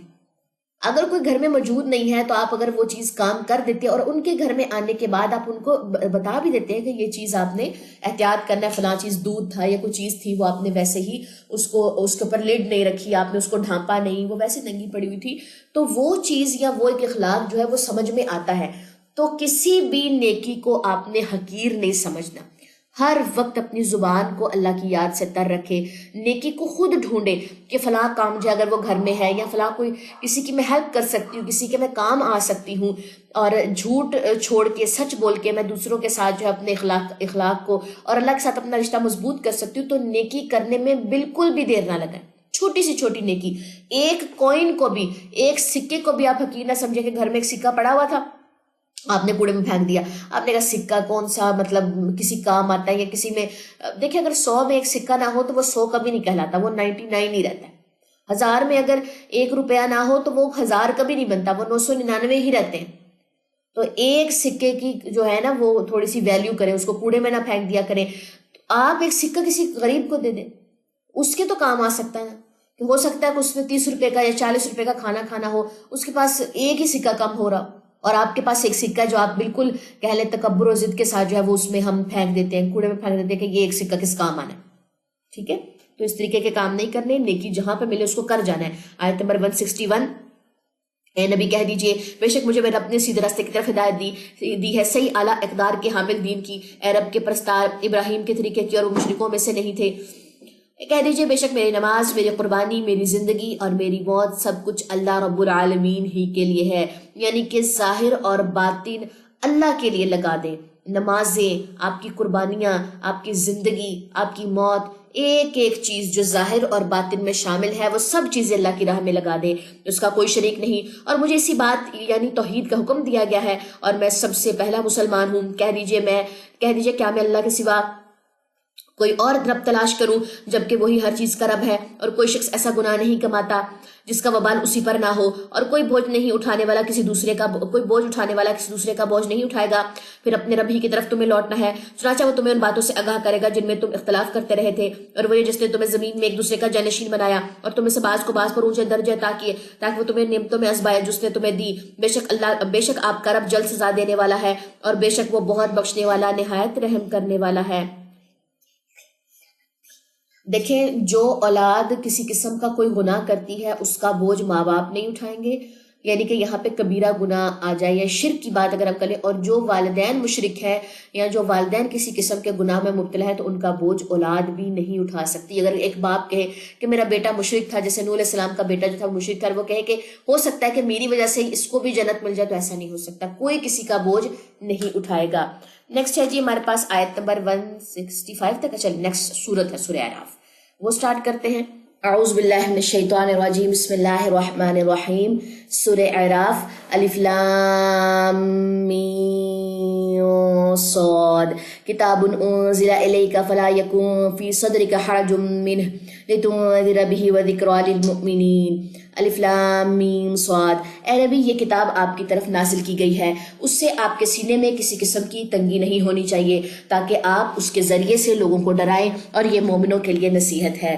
سینے کی تنگی کے بارے میں آج ہی ہم نے سورہ انعام میں پڑھا ہے کہ اللہ کا حکم سن لینے کے بعد اس پہ راضی ہو جائے، عبادات کے اندر آپ کو راحت ملنے لگے گی، نیکی کے کاموں میں آپ کو سکون ملنے لگے گا، اس کو کہتے ہیں سینے کا کھلنا، ہدایت کا ملنا۔ اور یہاں پہ رسول اللہ صلی اللہ علیہ وسلم کو اللہ تعالیٰ ڈائریکٹ یہ بات کہہ رہے ہیں کہ اے نبی آپ کے سینے میں کسی قسم کی تنگی نہیں ہونی چاہیے، کیونکہ بعض احکامات ایسے ہوتے ہیں جو سخت ہوتے ہیں، جیسے جہاد کے لیے نکلنا، پھر اس کے بعد کسی قسم کی کوئی ڈویژن ہے، یا شراب کی حرمت کے بارے میں آیا تھا، ٹھیک ہے، اور یہاں پہ بھی یہ مزید چیزیں جو ہے وہ الیبوریٹ کی گئی ہیں۔ نیکسٹ آ جائیے آیت نمبر 3، تم اس ہدایت کی پیروی کرو جو تمہارے رب کی طرف سے تمہاری طرف نازل کی گئی ہے، اور تمہیں اس کے علاوہ اور دوستوں کی پیروی نہ کرو، تم بہت ہی کم نصیحت حاصل کرتے ہو، اور بہت سی بستیاں ایسی ہیں کہ ہم نے انہیں ہلاک کر دیا، تو ان کے پاس ہمارا عذاب اس وقت آیا جب وہ رات کو سوئے ہوئے تھے یا وہ دوپہر کو آرام کر رہے تھے، یعنی کہ 2 اوقات ہے، دوپہر کے وقت کیلولا اور رات کی جو نیند ہے۔ تو بہت سی بستیاں جو پہلے ہلاک کی گئی تھی 2 اوقات میں ان کے اوپر عذاب آیا جب وہ اپنے آپ سے، اپنے جسموں سے غافل تھے۔ غفلت، نیند میں انسان غافل ہوتا ہے نا، اس کو نہیں پتا ہوتا کہ وہ جو ہے وہ کیا کر رہا ہے، تو جب وہ غفلت کی نیند میں تھے تو تب ان کے اوپر کیا آیا؟ عذاب آیا، غفلت میں تھے، ٹھیک ہے۔ پھر جب ان کے پاس ہمارا عذاب آ گیا تو ان کی پکار بس یہی تھی کہ وہ کہہ اٹھے بے شک ہم ہی ظالم تھے، یعنی کہ انہوں نے اپنے منہوں سے اس بات کا انکار کیا کہ ہم اللہ کے ساتھ شریک ٹھہراتے تھے، ہم ظالم تھے، ہمیں آج معاف کر دیں، یعنی کہ یہ عذاب ہم سے ٹل جائے۔ لیکن چنانچہ ہم ان لوگوں سے ضرور سوال کریں گے جن کی طرف رسول بھیجے گئے تھے، اور ہم رسولوں سے بھی ضرور سوال کریں گے، جیسے عیسیٰ علیہ السلام سے سوال کیا گیا تھا کہ اے عیسیٰ آپ نے کیا لوگوں کو کہا ہے کہ مجھے اللہ کے ساتھ شریک ٹھہراؤ؟ سوال ہوا تھا نا، تو رسولوں سے بھی سوال ہوگا۔ پھر ہم سب کچھ اپنے علم سے ان کے سامنے ضرور بیان کریں گے، اور ہم دنیا میں غائب یعنی کہ غیر حاضر تو نہ تھے، اور اس دن اعمال کا وزن کیا جانا برحق ہے۔ پھر جس شخص کے نیک اعمال کے وزن بھاری ہو گئے تو وہی لوگ فلاح پانے والے ہیں۔ رائی کے دانے کے برابر، رائی کا دانہ دیکھا آپ لوگوں نے، رائی کے دانے کے برابر بھی نیکی تولی جائے گی۔ میں نے کسی کو سلام کرنے میں پہل کی، میں نے کہا السلام علیکم ورحمۃ اللہ وبرکاتہ، یہ میری نیکی لکھی گئی، میں نے نیکی کرنے میں پہل کی۔ میں نے کسی کے ساتھ اپنا رشتہ دوبارہ سے رینیو یعنی کہ قطع تعلقی میں نے ختم کی، قطع رحمی میں نے سٹارٹ کی، میں نے صدقہ کرنے میں پہل کی، میں نے کسی بھی ناراضگی میں، کسی بھی لڑائی میں بات چیت کرنے میں پہل کی۔ چھوٹی سی رائی کے برابر جو نیکی ہے نا، چھوٹی سی نیکی، وہ بھی قیامت کے روز جو ہے وہ تولی جائے گی۔ اگر کسی کی نیکیاں تولی گئے وہ بھاری ہو گیا، اس کو کامیابی ملے گی۔ یہ نہیں دیکھا جائے گا کہ اس نے یہ نیکی نا کس کوالٹی کی بیس پہ کی ہے۔ نیکی نیکی ہوتی ہے، نیکی کبھی بھی چھوٹے درجے پہ کوئی بھی نہیں کرتا، مطلب ایسی کوئی نیکی نہیں ہے کہ ہم اس میں کوئی ملاوٹ ڈال دیں، وہ پھر نیکی نہیں کاؤنٹ ہوتی، ٹھیک ہے۔ نیکسٹ آ جائیے، آیت نمبر ہے جی 9، اور جس شخص کے نیک اعمال کے وزن ہلکے ہو گئے تو وہی لوگ ہیں جنہوں نے اپنی جانوں کو خسارے میں ڈالا اس لیے کہ وہ ہماری آیات کے ساتھ اپنے بے انصافی کرتے تھے۔ یہاں پہ کیونکہ ہم سورہ اعراف پڑھ رہے ہیں، اعراف ایک دیوار کو کہتے ہیں، یہاں پہ ان آیت نمبر 8 اور 9 کو یاد رکھیے گا۔ جس کی نیکی زیادہ ہوئی اس کو جو ہے جنت ملے گی، جس کی نیکیاں کم ہوئی وہ خسارے میں ہے۔ لیکن فار ایگزامپل اگر کسی کی 100 نیکیاں نا، 100 میں سے اگر کسی کی کہہ لیں کہ 52 ہیں یا 51 ہیں تو اس کی نیکیاں زیادہ ہوئی، اور 49 یا 48 اس کی برائیاں ہیں، وہ جنت میں گیا۔ جس کی 49 یا 48 نیکیاں ہیں اور 51 یا 52 کے حساب سے اس کی برائیاں ہیں تو وہ خسارے میں، وہ جہنم میں گیا۔ لیکن اگر کسی کی 50 نیکیاں اور 50 برائیاں ہیں اس کے ساتھ کیا معاملہ ہوگا وہ ہم سورہ اعراف میں جو ہے ڈیٹیل سے پڑھیں گے۔ ابھی آیت نمبر 8 اور 9 کو سمجھ لیجئے، اور جن کی بالکل برابر پہ نیکیاں ہوتی ہیں وہ آگے چل کے آئے گا انشاءاللہ۔ اور بلا شبہ ہم نے تمہیں زمین میں قدرت دی اور اس میں تمہارے لیے گزران کے اسباب فراہم کیے کر دیے، اور تم بہت ہی کم شکر کرتے ہو۔ اور بلا شبہ ہم نے تمہیں پیدا کیا، پھر تمہاری صورتیں بنائی، پھر ہم نے فرشتوں سے کہا تم آدم کو سجدہ کرو، چنانچہ انہوں نے سجدہ کیا سوائے ابلیس کی، وہ سجدہ کرنے والوں میں شامل نہ ہوا۔ اور اگر میں نماز نہیں پڑھتی میں سجدہ کرنے والوں میں شامل نہیں ہوں۔ میں کس میں شامل ہوں؟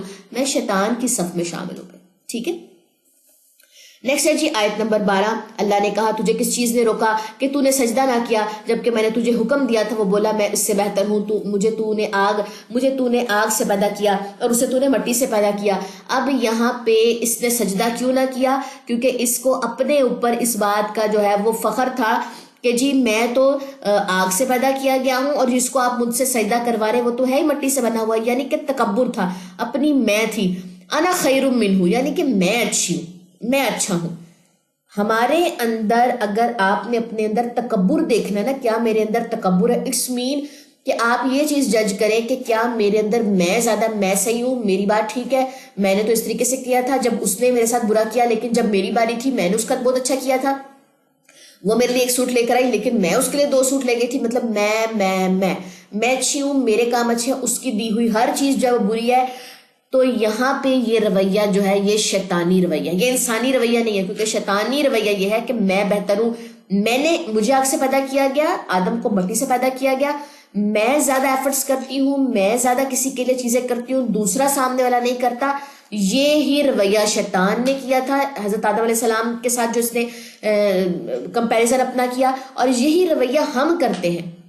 ہر انسان اپنی استطاعت کے مطابق ہی خرچ کرتا ہے، آپ کسی کے ساتھ تول نہیں سکتے کہ فلاں نے اتنا کیا یا فلاں نے اتنا کیا، یا میں تو بات چیت کرنے میں یا لڑائی ختم کرنے میں پہل کرتی ہوں، فلاں نہیں کرتی تو آپ نے اس کی غیبت کر دی ہے۔ اس کا عمل اس کے ساتھ ہے، ہمارا عمل ہمارے ساتھ ہے۔ نیکسٹ آ جائیے آیت نمبر 13۔ اللہ نے کہا پھر تو اس آسمان سے اتر جا کیونکہ یہ تیرے لائق نہیں تھا کہ تو اس پہ تکبر کرتا، لہٰذا تو نکل جا، بے شک تو ذلیلوں میں سے ہے۔ اس نے کہا تو مجھے اس دن تک مہلت دے دے جب لوگ قبروں سے اٹھائے جائیں گے۔ اللہ نے کہا بے شک تو مہلت دیے گئے لوگوں میں سے ہے۔ وہ بولا پس اس وجہ سے کہ تو نے مجھے گمراہ کیا تو میں ان لوگوں کو گمراہ کرنے کے لیے تیرے سیدھے راستے پر ضرور بیٹھوں گا۔ اچھا جی، اب ذرا پوائنٹ سمجھتے جائیے۔ شیطان نے کہا میں گمراہ کرنے کے لیے نیکی کے رستوں پہ بیٹھوں گا، برائی کے رستوں پہ اس نے کیوں بیٹھنا؟ برائی تو برائی ہوتی ہے، وہاں کیوں بیٹھے گا؟ اس کا جو تخت ہے وہ نیکی کے رستوں پہ لگے گا۔ پہلی بات سمجھ لیں، آپ نماز پڑھنے جا رہی ہیں، وہاں بیٹھا ہوگا رستے میں، وضو کرتے ہوئے آپ کو خلل ڈالے گا کہ وضو پتہ نہیں صحیح کیا ہے نہیں کیا، نماز پڑھتے ہوئے خلل ڈالے گا کہ پتہ نہیں نماز کی کون سی رکعت چل رہی ہے، بار بار مائنڈ کو جو ہے وہ ڈسٹرب کرے گا۔ وہ نیکی کے رستوں میں بیٹھے گا، پہلی بات۔ پھر میں ان کے سامنے سے اور ان کے پیچھے سے ان کے پاس ضرور آؤں گا، اور ان کے دائیں سے اور ان کے بائیں سے بھی، اور تو ان کی اکثریت کو شکر گزار نہیں پائے گا۔ اب یہاں پہ اس نے کنڈیشنز بتائی ہیں کہ میں آگے سے، میں پیچھے سے، میں دائیں سے، میں بائیں سے آؤں گا، اور ان کو ہر طرف سے آ کے جو ہے وہ میں کیا کروں گا؟ میں گمراہ کروں گا۔ ٹھیک ہے، تو مجھے یہاں پہ یہ بتائیے، ہمارے پاس ایک دعا آتی ہے، دعا ہمارے پاس کیا ہے؟ اللہم اجعل فی قلبی نورا وفی بصری نورا وفی سمعی نورا وعن یمینی نورا وعن یساری نورا وفوق نورا وتحت نورا وامام نورا وخلف نورا وفی لسان نورا وعصب نورا ولحم نورا. ٹھیک ہے, یہ مزید آگے کنٹینیو ہوتی جائے گی. اب اس دعا میں ہم اللہ تعالیٰ سے کیا مانگتے ہیں؟ اللہ تعالیٰ میرے دل میں نور ڈال دے, میرے کانوں میں اور میری آنکھوں میں, میرے کانوں میں, میرے دائیں, میرے بائیں, میرے اوپر, میرے نیچے, میرے آگے, میرے پیچھے, میری زبان میں, میری پٹھوں میں, میرے خون میں, ٹھیک ہے, میرے گوشت میں. ٹھیک ہے, تو ہم ہر جگہ جو ہے وہ اللہ تعالیٰ سے جو ہے وہ نور مانگتے ہیں. اور شیطان یہاں پہ کیا کہہ رہا ہے کہ میں ان کے آگے سے آؤں گا, ان کے پیچھے سے آؤں گا, ان کے دائیں سے آؤں گا, ان کے بائیں سے آؤں گا, اور ان کی اکثریت کو شکر گزار نہیں بننے دوں گا. اس دعا کو یاد کر لیں, کیونکہ شیطان نے اپنی جو چال چلنی ہے بتا دی. آپ نے اس رستے کو پکڑ لینا ہے جس رستے کے ذریعے آپ شیطان سے بچ سکتے ہیں. وہ رستہ کون سا ہے؟ وہ اللہ کا رستہ ہے. دیکھیں, اگر آپ رستے سے جا رہے ہیں نا, جو ڈاگ ہے وہ بھونک رہا ہے, ٹھیک ہے, وہ کر رہا ہے, بھونک رہا ہے, آپ کیا کریں گے؟ اس کو کہیں گے چپ کر جاؤ, یا آپ اس کے مالک کو کہیں گے کہ اس کو چپ کرواؤ؟ اگر اس کا مالک بھی ساتھ ساتھ, آپ اس کے مالک کو کہیں گے نا کہ آپ اس کو چپ کرواؤ, کیونکہ شیطان کو ہم نہیں دیکھ سکتے, شیطان کو اللہ دیکھ سکتا ہے. تو ہم اللہ تعالیٰ سے کہیں گے کہ اللہ تعالیٰ شیطان کو ہم سے دور کر دے. یہ جو اس نے اپنی ساری چالیں بتائی ہیں, اللہ نے دعا بھی یاد کروائی ہے. اللہم اجعل فی قلبی نورا, جو میں نے ابھی آپ لوگوں کے ساتھ شیئر کیا. یہ کافی لمبی دعا ہے, اس کو مزید یاد کر لیں, گروپ میں بھی بھیج دوں گی, اور یوٹیوب والوں کو میں پوسٹ والا سیکشن جو ہوتا ہے وہاں پہ آپ لوگوں کو سینڈ کر دوں گی انشاءاللہ. ٹھیک ہے جی, تو بس اس چیز کو جو ہے ملحوظ خاطر رکھیے کہ اگر کوئی شیطان کی چال ہے تو شیطان کی چال جب وہ کمزور ہے, اس نے جو پینترے بولے ہیں اللہ تعالیٰ نے دعائیں بھی سکھائی ہیں رسول اللہ صلی اللہ علیہ وسلم کے ذریعے. لازمی جب بھی آپ کے سامنے کچھ سنت آئے, کچھ سنت تازہ ہو, تو درود لازمی پڑھیں. ٹھیک ہے, نیکسٹ آ جائیے آیت نمبر 18. اللہ نے فرمایا نکل جا یہاں سے, تو حقیر اور دھتکارا ہوا ہے, پھر ان میں سے جو تیری پیروی کرے گا تو میں جہنم کو تم سب سے ضرور بھر دوں گا. اور اے آدم, تو اور تیری بیوی جنت میں رہو, اور تم دونوں جہاں سے چاہو کھاؤ, اور تم دونوں اس درخت کے قریب مت جانا ورنہ تم دونوں ظالموں میں سے ہو جاؤ گے. جو اللہ کی بات نہیں مانتا وہ ظالم ہوتا ہے. اور یہاں پہ شیطان کو آسمان سے نکال دیا گیا, تو دور دور سے چکر لگاتا تھا, آسمان میں جھانکتا تھا کہ اندر کیا فیصلے ہو رہے ہیں, جب تک اللہ تعالیٰ نے بالکل جو حدودیں ہیں, جو آسمان کی جتنی بھی حدود آ جاتی ہے اول و آخر, وہاں پہ اس کو بین نہیں کرتا. تب تک اتنا زیادہ اس کو بین نہیں کیا گیا تھا, وہ بعض اوقات گردن اوپر کر کے جھانک لیتا تھا کیا باتیں ہو رہی ہیں. ٹھیک ہے, تو اور آدم علیہ السلام اور ان کی بیوی کو کہا کہ آپ جنت میں جائیں, بس ایک درخت کے قریب نہیں جانا. یعنی کہ درخت اٹس مین کی ایک چیز سے منع کر دیا. کچھ لوگ اس درخت کے پیچھے پڑ جاتے ہیں, وہ درخت کون سا تھا, بیری کا تھا, گندم کا تھا, کیا تھا, وہ چیز کے پیچھے پڑنا ہمارا کام نہیں ہے. ہمارا کام ہے باقی پورے قصے سے, پورے واقعے سے لیسن لینا, نہ کہ اس چیز کے پیچھے پڑ جانا کہ جی وہ درخت کس چیز کا تھا. ٹھیک ہے, تو یہاں پہ دیکھیے کہ اس نے کہا, شیطان کی بات ہو گئی. پھر اللہ تعالیٰ نے کہا کہ تم دونوں نے ایک درخت کے قریب نہیں جانا ورنہ تم دونوں ظالموں میں سے ہو جاؤ گے. پھر شیطان نے ان دونوں کو بہکانے کے لیے ان کے دل میں وسوسہ ڈالا تاکہ ان کے لیے ان کی شرم گاہیں ظاہر کر دے جو اس نے ان سے چھپائی گئی تھی. اور شیطان نے کہا تمہارے رب نے تمہیں صرف اس لیے روکا ہے کہ کہیں تم دونوں فرشتے نہ بن جاؤ, یا کہیں تم دونوں ہمیشہ رہنے والوں میں سے نہ ہو جاؤ. لالچ ڈالا, فیوچر کے بارے میں ٹینس کیا, فیوچر کی فکر ڈالی کہ فیوچر میں ہو سکتا ہے تم فرشتے بن جاؤ, ہو سکتا ہے تم فلاں پوسٹ پہ چلے جاؤ یا امر ہو جاؤ, تمہیں کبھی موت نہ آئے. اللہ تعالیٰ نے تمہیں اس لیے روکا ہے تاکہ تم فرشتے نہ بن جاؤ. یعنی کہ شیطان کی ایک چال کیا ہے, وہ اللہ کے خلاف کرتا ہے. کسی بھی مشکل آنے پہ, کسی بھی پرابلم آنے پہ اگر ہمارے دل میں اللہ کے خلاف باتیں آنا شروع ہو گئی ہیں کہ اللہ نے میرے ساتھ ایسا کیوں کیا, فلاں کے ساتھ ایسا کیوں نہیں کیا, میں تو 5 وقت نماز پڑھتی ہوں, میرے ہی چوٹ لگنی تھی, مجھے ہی تکلیف آنی تھی, میں آج کے بعد جو ہے وہ عبادت نہیں کروں گی, یہ اگر ایسی باتیں دماغ میں آ رہی ہیں اللہ تعالیٰ کے بارے میں, تو سمجھ لیں کہ یہ شیطانی رویہ ہے. کلیئر ہو گئی بات؟ اچھا جی, نیکسٹ آ جائیں. اور اس نے ان دونوں کے سامنے قسم کھائی کہ بے شک میں تم دونوں کے خیر خواہوں میں سے ہوں. ٹھیک ہے, قسم بھی کھائی اس نے. चुनांचा शैतान ने उन दोनों को धोखा देकर पिसला दिया। फिर जब उन दोनों ने उस दरख्त का फल चखा तो उन दोनों की शर्मगाहें उन पर जाहिर हो गई, यानी कि उनके जो लिबास थे वो उतर गए और वो दोनों अपने ऊपर जन्नत के पत्ते चिपकाने लगे। तो यहाँ से ये पता चलता है कि अगर एक इंसान का लिबास उतर जाए वो जल्दी से अपने आप को ढांपता है, ठीक है, इंसानी फितरत की ये बात है, ताकि सतर ढांक सके।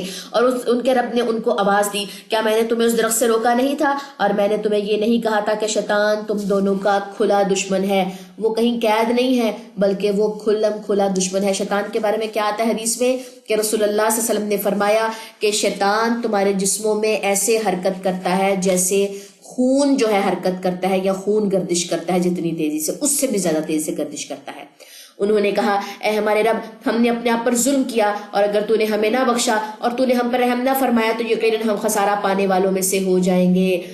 हजरत आदम अलैहिस्सलाम का क्या रवैया है कि गलती हो गई, फौरन अपनी गलती का इकरार करते हुए क्या कहा, रब्बना ज़लमना अनफुसना व इल्लम तगफिर लना व तरहमना लनकूनन्ना मिनल खासिरीन। इस दुआ को इफ्तारी के टेबल पे आज शामिल कर ले, इफ्तारी के टाइम। और शैतान से गलती, उसने कहा मैंने सजदा नहीं करना, लेकिन जब उससे गलती हुई तो उसने उसके ऊपर मजीद तकब्बुर और जिद का इजहार किया कि मैं तो आग से बना और ये मिट्टी से बना, मैं सजदा क्यों करूं। शैतानी रवैया क्या है, गलती करने के बाद उसके ऊपर अड़ जाना, और इंसानी रवैया क्या है, गलती करने के बाद अपनी गलती को एक्सेप्ट करना, चाहे सामने वाला कितना ही बड़ा आपसे ताकत में ज्यादा हो। किसी इंसान की बात कर रही हूं, और अल्लाह के सामने झुकने में तो क्या कबाहत है, उसमें तो बिल्कुल कामयाबी ही कामयाबी है। आयत नंबर 24, अल्लाह ने कहा तुम उतर जाओ, तुम एक दूसरे के दुश्मन हो। किनको उतार दिया, आदम अलैहिस्सलाम को, रम्मा हवा को, कहा कि तुम एक दूसरे के दुश्मन हो, यानी कि इंसान का दुश्मन होगा और शैतान इंसान का दुश्मन होगा, और तुम्हें जमीन में ठहरना, एक मुकर्रर वक्त तक फायदा उठाना, यानी कि मौत जब तक नहीं आती तब तक फायदा उठाओ जमीन से, फिर मुकर्रर वक्त के बाद वापस लौट कर आना होगा और अल्लाह ताला को हिसाब देना होगा कि दुनिया में जो मोहलत मिली थी वो उसमें क्या क्या किया। और फरमाया तुम इसी जमीन में जिंदा रहोगे और इसी में तुम मरोगे और क़यामत के दिन उसी से ही तुम निकाले जाओगे। जमीन में ही पैदा किए जाओगे, जमीन में ही मरोगे और क़यामत के रोज भी वहीं से निकलोगे। ठीक है, ऐ बनी आदम, बेशक हमने तुम पर ऐसा लिबास नाजिल किया जो तुम्हारी शर्मगाहें छुपाता है और जीनत का बायस है, और परहेजगारी का लिबास बहुत बेहतर है। अब यहाँ पे लिबास के फायदे बताए गए हैं कि लिबास जिस्म को ढांपता है, जिस्म को ढांपने के काम आता है और इसके जरिए जीनत मिलती है इंसान को। आज हमारे लिबास कैसे हैं, आज एक औरत का लिबास कैसा, वो लिबास पहन के भी बरहना हालत में लग रही होती है। इस कदर टाइट लिबास होते हैं जो ना महरमों के सामने जो है वो पहने जा रहे होते हैं। तो यहाँ पे जीनत तो खैर ऐसे लोगों की जो जीनत है वहां पे कहाँ आती, बिल्कुल कह लें कि बेहयाई जो है ऐसे लोगों के लिबासों से जो है वो शो हो रही होती है। और सबसे बेहतर लिबास अल्लाह ताला ने क्या कहा है, तकवा का लिबास है, वाले लिबास तकवा ज़ालिका खैर, कि अगर तुम्हारे अंदर परहेजगारी है, अल्लाह का डर है, ये सबसे बेहतर लिबास है। ये अल्लाह की निशानियों में से है ताकि लोग नसीहत हासिल करें। ऐ बनी आदम, कहीं शैतान तुम्हें फितने में ना डाल दे, जिस तरह उसने तुम्हारे बाप को जन्नत से निकलवाया था जब उसने उन दोनों का लिबास उतरवाया था ताकि उनको उनकी शर्मगाहें दिखा दे। बेशक वो और उसका किबला तुम्हें देखता था जहां से तुम उन्हें देख नहीं सकते। बेशक हमने शैतानों को उन लोगों के दोस्त बना दिया जो ईमान नहीं लाते। ये देख लीजिए, किसी ने मुझसे क्वेश्चन किया था कि अल्लाह का अगर हम जिक्र नहीं करते तो क्या नाम है, हम अल्लाह ताला खुद हमारे ऊपर जो है वो शैतान छोड़ते हैं, क्योंकि ये बात मैंने पिछली किसी आयत में कोट की थी। ये आयत नंबर 27 में है कि जो अल्लाह की बात नहीं मानता तो बेशक हम शैतानों को उन लोगों के दोस्त बना देते हैं जो ईमान नहीं लाते।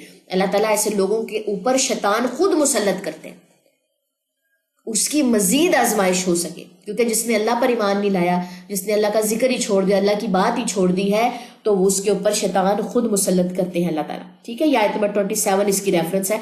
पीछे मैंने बात बोली थी, किसी ने मुझसे रेफरेंस मांगी थी, सूरह राफ आयत नंबर 27।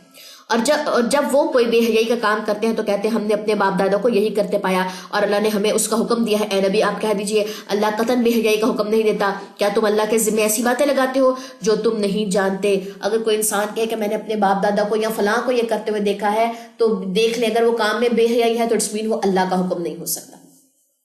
کہہ دیجئے میرے رب نے انصاف کرنے کا حکم دیا ہے، اور یہ کہ ہر نماز کے وقت اپنے منہ سیدھے قبلہ رخ کر لو اور خالص اسی کی اطاعت کرتے ہوئے اسی کو پکارو جیسا اس نے تمہیں پہلے پیدا کیا، ویسے ہی تم اس کی طرف لوٹو گے۔ ایک فریق اس نے ہدایت دی اور دوسرے فریق پر گمراہی ثابت ہو گئی، یقیناً انہوں نے اللہ کو چھوڑ کر شیطانوں کو دوست بنا لیا اور وہ خیال کرتے ہیں کہ بے شک وہ ہدایت یافتہ ہیں۔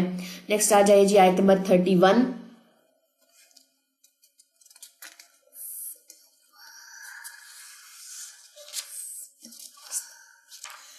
اے بنی آدم، تم ہر نماز کے وقت اپنی زینت اختیار کرو، یعنی کہ جو اپنا لباس ہے اس کو درست طریقے سے پہنو، یعنی کہ جتنا بھی ایریا کور کرنے کا کہا گیا خواتین کو یا مردوں کو وہ سب چیزیں آ جاتی ہیں اس میں،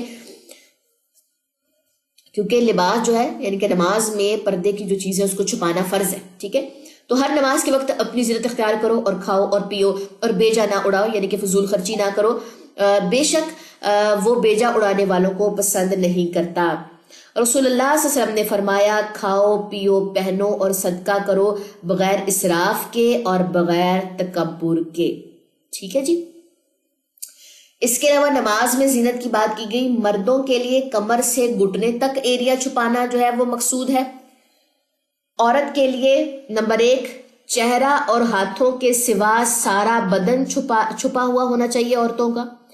نماز کے وقت لباس تنگ نہ ہو، خواتین سے یہ مخاطب ہوں، عورتوں سے، یعنی کہ تنگ لباس نہیں پہننا، جیسے چوڑی پجامہ ہوتا ہے نا، وہ نماز میں پہنا نہیں جائے گا، اس میں پوری وہ چوڑی جو ہے وہ ٹائٹ ہوتی ہے نا ٹانگ وغیرہ کی ساری، یا ایسا تنگ لباس ہوتا ہے جس میں باڈی پرومیننٹ ہو رہی ہوتی ہے، ایسا لباس جو ہے وہ آپ نے نہیں پہننا۔ ہاں ایسا کریں کہ اگر آپ کا ایسا لباس ہے یا آپ نے فار ایگزامپل کسی دعوت کے لیے پہننا ہے جس میں آپ کے محرم ہی ہیں، یا محرم بھی کیا آپ خواتین کی کوئی ایسی گیدرنگ ہے جس میں آپ نے ایسا لباس پہننا ہے فیشنیبل کچھ بھی، آپ پھر اس کے اوپر سے عبایا پہنیں یا اس کے اوپر سے جبہ پہنیں، تاکہ آپ کا جو لباس ہے نماز کا جو فرسٹ لباس ہے وہ کھلا لباس ہو۔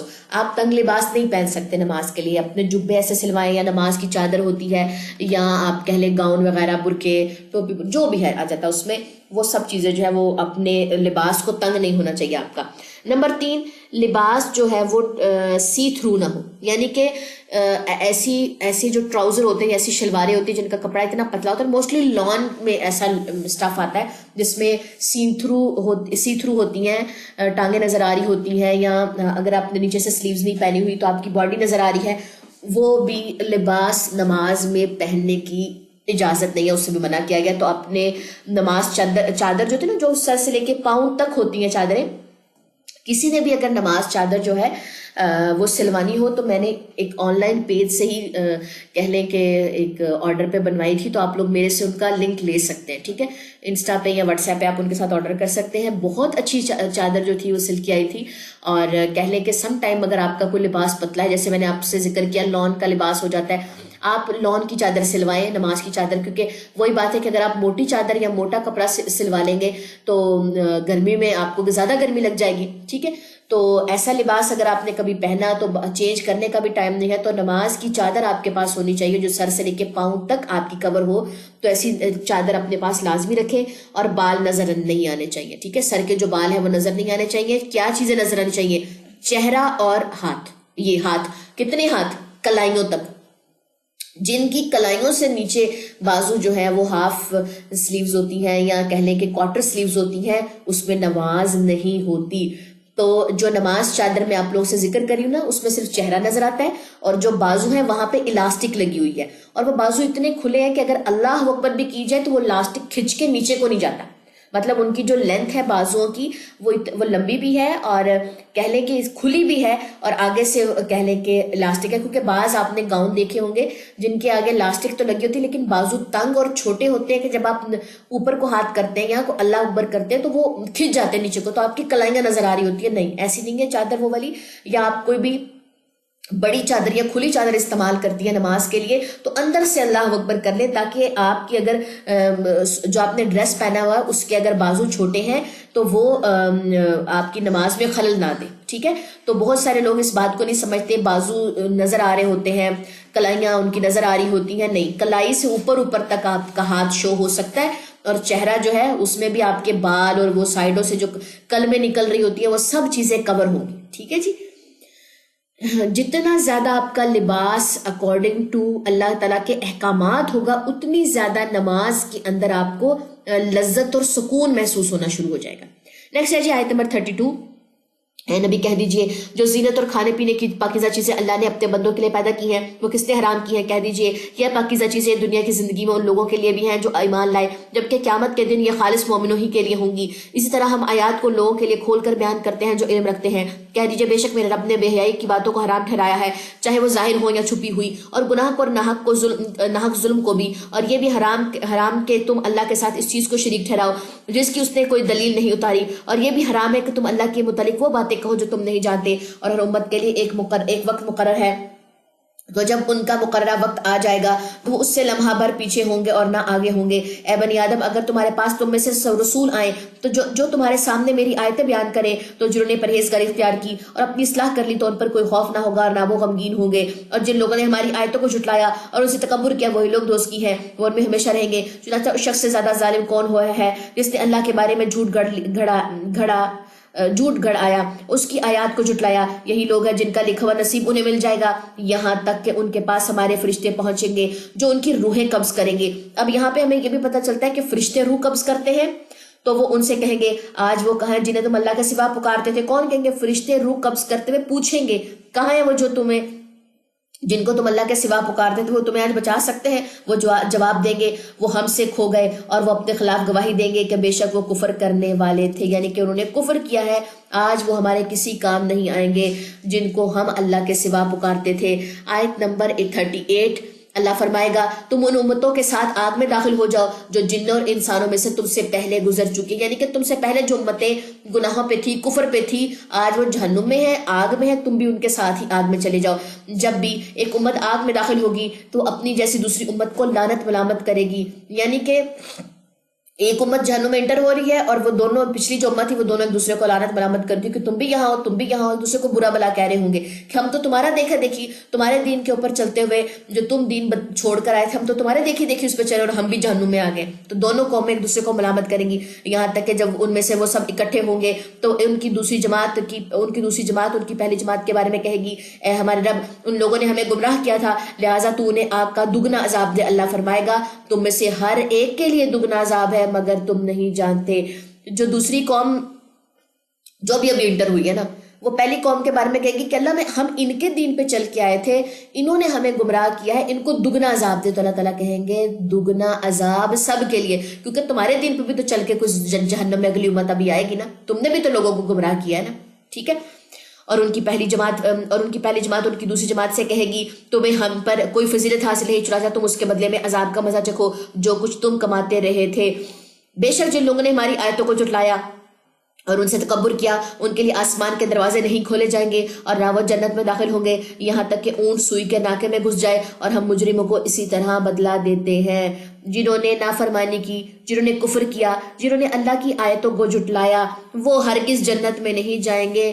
ایون دیٹ اگر اونٹ آپ سوئی کا جو نکا ہوتا ہے نا، نکا جس کے اندر دھاگا ڈلتا ہے، اگر آپ اتنا بڑا اونٹ اس سوئی کے نکے کے اندر سے بھی گزار لینا تو بھی اللہ تعالیٰ ان کو جنت میں نہیں داخل کریں گے. یہ کتنی بڑی اگزامپل ہے. ایسا پاسبل نہیں ہے نا، پاسبل بھی ہو، ایسا پاسبل بھی ہو تو بھی اللہ تعالیٰ کہتے ہیں یہ لوگ جنت میں نہیں جا سکتے. یہ کچھ بھی کریں ان کے لیے جنت ان کے لیے جہنم ہی ان کا بچھونا ہوگا، یعنی کہ ان کا بستر جہنم ہے اور وہ اس کے اوپر اسی کا اوڑھنا ہوگا، یعنی کہ آگ اس کا بچھونا، آگ اس کا اوڑھنا.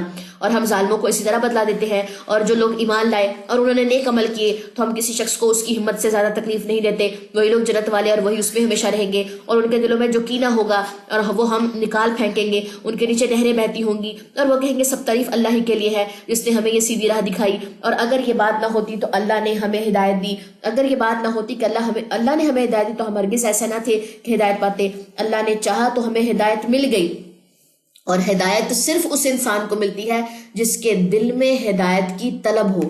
اس انسان کو نہیں ملتی ہدایت جس کے دل میں ہدایت کی طلب ہی نہ ہو. بلا شبہ ہمارے رب کے رسول حق لے کر آئے تھے اور انہیں آواز دی جائے گی کہ یہ ہے وہ جنت جس کے تم ان اعمال کے بدلے وارث بنائے گئے ہو جو تم کرتے تھے۔ نیکسٹ ہے جی آیت نمبر 44، اور جنت والے دوزخ والوں سے پکار کر کہیں گے کہ بے شک ہمارے رب نے ہم سے جو وعدہ کیا تھا وہ ہم نے سچا پایا، تو کیا تم نے بھی وہ وعدہ سچا پایا جو تمہارے رب نے تم سے کیا تھا؟ وہ دوزخی کہیں گے ہاں وہ وعدہ بھی سچا ہے کہ اگر برائی کرو گے تو جہنم ملے گی۔ پھر ایک اعلان کرنے والا ان میں اعلان کرے گا کہ ظالموں پر اللہ کی لعنت ہے۔ آپ سوچیں کتنے لوگ جو اس دنیا میں آئے ہیں سب کے سب کھڑے ہیں، جنتی دوزخیوں سے کنورسیشن کر رہے ہیں کہ ہم نے وعدہ سچا پایا، کیا تم نے بھی وعدہ سچا پایا؟ دوزخی کہیں گے ہاں۔ تو ایک پکارنے والا پکارے گا، اناؤنسمنٹ ہوگی کہ ظالموں پر اللہ کی لعنت ہو۔ سوچے اس روز ذلت کس قدر منہ پہ ماری جائے گی، کس قدر رسوائی جو ہے وہ اٹھانی پڑے گی۔ آج ہمارے منہ پہ کوئی تھپڑ مار دے نا تو ہم 100 تھپڑ مارنے کے لیے اس کی طرف بھاگتے ہیں کہ اس نے میرے منہ پہ تھپڑ مارا یا میرے اوپر تھوکا یا اس نے مجھے دیکھ کے یوں منہ ادھر کو کیا۔ سوچے ہمیں وہ رسوائی لگ رہی ہوتی نا، قیامت کے روز کس قدر رسوائی جو ہے اس کا سامنا کرنا پڑے گا۔ وہ لوگ جو اللہ کی راہ سے روکتے تھے اور اس میں ٹیڑھ ڈھونڈتے تھے، لوگوں کو اللہ کی راہ سے روکتے اور اس میں سے ٹیڑھا پن تلاش کرتے، اور وہ آخرت کا انکار کرنے والے تھے، اور ان دونوں گروہوں کے درمیان پردہ ہوگا۔ اور اعراف پر کچھ لوگ ہوں گے جو ہر ایک جنتی و دوزخی کو ان کی خاص علامتوں سے پہچانتے ہوں گے، اور وہ جنتیوں کو پکار کر کہیں گے کہ تم پر سلام ہو۔ اعراف والے ابھی جنت میں داخل نہ ہوئے ہوں گے جبکہ وہ اس کی امید رکھتے ہوں گے۔ یعنی کہ اعراف والے کون ہیں؟ جن کے پاس 50% نیکیاں ہیں، 50% برائیاں ہیں۔ یہ ایک دیوار پر ہوں گے، ایک سائڈ پہ جنتی ہے، ایک سائڈ پہ دوزخی ہے، ٹھیک ہے۔ اعراف والے بھی جنت میں انٹر ہی نہیں ہوئے، اور جب ان کی آنکھیں دوزخیوں کی طرف پھیری جائیں گی تو وہ کہیں گے اے ہمارا رب تو ہمیں ظالم لوگوں کے ساتھ نہ ملا۔ دونوں طرف دیکھ کے وہ ہے اللہ سے دعا کریں گے۔ اور اعراف والے کچھ ایسے لوگوں کو پکاریں گے جنہیں وہ ان کی خاص علامتوں سے پہچانتے ہوں گے۔ وہ کہیں گے کہ تمہیں تمہارے گروہ نے کوئی فائدہ نہیں دیا اور نہ اس تکبر نے فائدہ دیا جو تم کرتے تھے۔ کیا یہی وہ لوگ ہیں جن کے بارے میں تم قسمیں کھاتے تھے کہ اللہ ان پر رحمت نہیں کرے گا؟ تو ان سے کہا دیا جائے گا کہ تم جنت میں داخل ہو جاؤ، تم پر کوئی خوف نہیں اور نہ تم غمگین ہوگے۔ دیکھیں اگر ایک انسان اللہ کی راہ میں شہید ہوا ہے، اس نے کتنی بڑی نیکی کمائی ہے، لیکن اگر وہ ماں باپ کا نافرمان ہے تو وہ اعراف پہ ہوگا۔ 50% نیکیاں، 50% برائیاں۔ یہ میں نے ایک ایگزامپل دی ہے۔ اور دوزخ والے جنت والوں کو پکار کر کہیں گے کہ تم کچھ پانی ہم پر انڈیل دو، یا اس رزق میں سے جو اللہ نے تمہیں دیا ہے کچھ ہمیں عطا کرو۔ جنتی کہیں گے بے شک اللہ نے یہ دونوں چیزیں کافروں پر حرام کر دی ہیں، کیونکہ دنیا میں تو سب کچھ کھا پی چکے، اتنا کھایا پیا، یہ کیا دوزخ میں نہیں مل سکتا۔ اب آپ یہ دیکھیں کہ جو دوزخی ہیں وہ جنتیوں سے کنورسیشن کریں گے۔ اگر میری دوست جنت میں چلی گئی اور میں دوزخ میں چلی گئی تو اس روز جب ملاقات ہوگی، اور میں تو اتنی دین والی بندی تھی اس کے آگے، اور میں کہتی تھی میں تو بڑی پاک سا ہوں، لیکن میں پیٹھ پیچھے جو ہے یا اکیلے میں شیطانوں سے بھی بدتر تھی۔ اس روز وہ جنت میں جس کو پر میں ہنستی تھی کہ تم بس 5 وقت کی نماز پڑھتی ہو، تم تو اس سے زیادہ بھی نیکی کر سکتی ہو، لیکن تم ہاں ٹھیک ہے بیماری ہے نا تم کر نہیں سکتی۔ ہم کسی کو ڈی گریڈ کر رہے ہیں۔ وہ جنت پر اس روز وہ جس نے تکبر کیا ہے، اللہ کی راہ میں خرچ کیا، احسان کیا، جتایا دوسروں کو کہ ہاں میں نے تمہیں اتنے پیسے دیے تھے، میں نے صدقہ کیا تھا، ہاں تمہارے پاس تو پیسے ہی نہیں ہوتے، احسان جتانا نیکی کرنے کے بعد آپ جہنم میں چلے گئے۔ سامنا تو کرنا پڑے گا اس روز اس دوست کا، اس بہن کا، اس رشتے کا۔ تو بجائے اس کے کہ اگر کوئی تھوڑی نیکی کرتا ہے ہم اس کو جو ہے بار بار ٹیز کریں اس بات کے اوپر کہ تمہیں تو نیکی نہیں کرنی آتی، یا تم بہت کم نیکی کرتی ہو، میں تو بڑی نیک پارسا ہوں، یہ عمل نہیں کرنا۔ کیونکہ یہاں سے اس آیت سے دیکھیں اس روز کنورسیشنز ہوں گی، رسوائی اور ذلت، وہ چھوٹی رسوائی اور ذلت نہیں ہوگی، اناؤنسمنٹس ہوں گی۔ جن کو ہم برا سمجھتے تھے ان کو جنتوں میں دیکھیں گے، اور ہم اپنے آپ کو بڑا پاک صاف سمجھتے تھے اور ہم جہنم میں اگر چلے گئے۔ اللہ تعالیٰ ہم سب کو جہنم کی آگ سے بچائے، ہم سب کو قبر کے عذاب سے بچائے، آمین ثم آمین۔ اور ہم سب کو نیکی کرنے کی توفیق عطا فرمائے، اور ہمیں تکبر، ضد، انا سے بچائے، آمین ثم آمین۔ نیکسٹ آ جائیے، کھانے پینے کی بات ہوئی تھی، چلیں ہاں 51 آیت ہے۔ وہ لوگ جنہوں نے اپنے دین کو کھیل تماشا بنا لیا اور انہیں دنیا کی زندگی نے دھوکے میں ڈالے رکھا، چاچا آج ہمیں اسی طرح بھلا دے گا جس طرح انہوں نے اس دن کی ملاقات کو بھلا دیا تھا، اور جیسے کہ وہ ہماری آیتوں کا انکار کرتے تھے، ہم بھی آج ان کو بھلا دیں گے۔ سمپل از دیٹ یہ بات ہو رہی ہے۔ اور ہم ان کے پاس ایسی کتاب لائے ہیں جسے ہم نے اپنے علم سے تفصیل کے ساتھ بیان کیا ہے، جبکہ وہ ان لوگوں کے لیے ہدایت اور رحمت ہے جو ایمان لاتے ہیں. ان لوگوں کو اور کسی بات کا انتظار نہیں، صرف اس کے انجام یعنی کہ قیامت کا انتظار ہے. جس دن اس کا انجام سامنے آئے گا تو وہ لوگ جو اس سے پہلے اس دن کو بھولے ہوئے تھے کہیں گے کہ واقعی ہمارے رب کے رسول حق لے کر آئے تھے، تو کیا ہمارے لیے کوئی سفارشی ہے کہ وہ ہمارے حق میں سفارش کرے یا ہمیں دنیا میں لوٹا دیا جائے؟ تو ہم ان اعمال سے ہٹ کر عمل کریں گے جو ہم پہلے کیا کرتے تھے. بے شک انہوں نے اپنے آپ کو خسارے میں ڈالا اور وہ ساری باتیں ہوا ہو گئی جو وہ گھڑتے رہتے تھے. بے شک تمہارا رب وہ اللہ ہے جس نے آسمان اور زمین کو 6 دنوں میں پیدا کیا، پھر وہ عرش پر مستوی ہو گیا. وہ دن کو رات سے اس طرح ڈھانپتا ہے کہ وہ رات جلدی سے اسے دن کو آ لیتی ہے، اور اس نے سورج، چاند اور ستارے اس طرح پیدا کیے کہ وہ سب اس اللہ کے حکم کے پابند کر دیے گئے ہیں.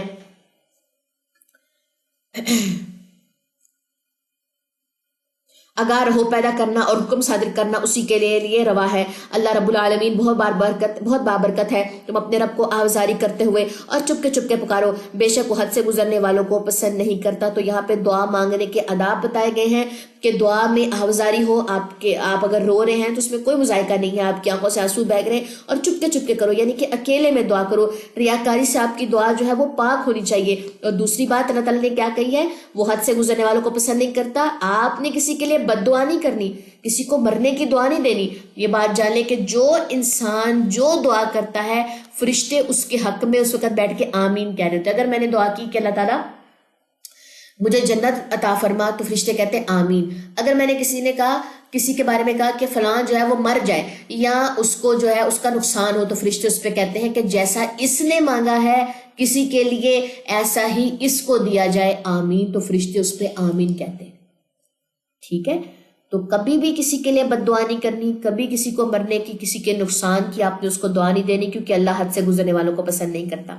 نیکسٹ ہے جی آیت نمبر 56. اور زمین کی اصلاح کے بعد تم اس میں فساد نہ کرو اور اللہ کو خوف سے اور طمع کرتے ہوئے پکارو، بے شک اللہ کی رحمت احسان کرنے والوں کے قریب ہے. اور وہی تو ہے جو اپنی رحمت یعنی کہ مینا سے پہلے خوشخبری دینے والی ہوائیں بھیجتا ہے، حتیٰ کہ جب وہ ہوائیں بھاری بادلوں کو اٹھاتی ہیں تو ہم انہیں کسی مردہ شہر کی طرف ہانک دیتے ہیں، پھر ہم ان کے ذریعے سے پانی نازل کرتے ہیں، پھر ہم اس کے ذریعے سے زمین سے ہر طرح کے پھل نکالتے ہیں. اسی طرح ہم مردوں کو قبروں سے نکالیں گے تاکہ تم نصیحت حاصل کرو. نیکسٹ ہے جی آیت نمبر 58. اور جو ستھری زمین ہوتی ہے اس کی پیداوار اپنے رب کے حکم سے خوب نکلتی ہے، اور جو خراب ہوتی ہے اس کی پیداوار ناقصی نکلتی ہے. یعنی کہ ماں باپ اگر نیک ہوتے ہیں تو اولاد بھی نیک ہوتی ہے، اللہ ماشاء اللہ کے بعض ماں باپ ایسے ہوتے ہیں کہ جو نیک ہوتے ہیں اور اولاد نیک نہیں نکلتی. ٹھیک ہے، تو اللہ تعالیٰ کہتے ہیں جو خراب چیز ہے وہ ناقص ہی نکلے گی اس کے اندر سے. ٹھیک ہے، بعض آپ نے دیکھا ہوگا ماں باپ کافر ہوتے ہیں لیکن اولاد جو ہے وہ ایمان والی نکلتی. جیسے ابراہیم علیہ السلام جو تھے وہ مسلمان تھے اور باپ ان کا کافر تھا. یہ ایکسیپشنل کیس ہے، لیکن موسٹلی ماں باپ کا نیک ہونا اولاد بھی آگے سے جو ہے وہ نیک ہی نکلتی ہے. جیسے پھر آگے ابراہیم علیہ السلام، پھر اس کے بعد یعقوب علیہ السلام، پھر اسحاق علیہ السلام، پھر یوسف علیہ السلام، نسل در نسل جو ہے وہ نیک لوگ جو ہے اور نیک نبی یا رسول ایک ہی جو آل میں جو ہے وہ آتے گئے. یہ بھی ایک ہمارے سامنے جو ہے وہ ایک صورت آ جاتی ہے. ٹھیک ہے، ہم نے نوح کو اس کی قوم کی طرف بھیجا، کیونکہ آیت نمبر 58 میں کیا بتایا گیا کہ اگر خراب چیز ہے اس کے اندر سے خراب نکلے گی، جو اچھی زمین ہے اس کے اندر سے اچھی چیز نکلے گی. ایکسیپشنل کیس جو ہے کہ بعض دفعہ ماں باپ جو ہے وہ نیک ہوتے اور اولاد جو ہے وہ نیک نہیں نکلتی. آگے ہی نوح علیہ السلام کا قصہ آ گیا کیونکہ ان کا جو بیٹا تھا وہ کافر تھا.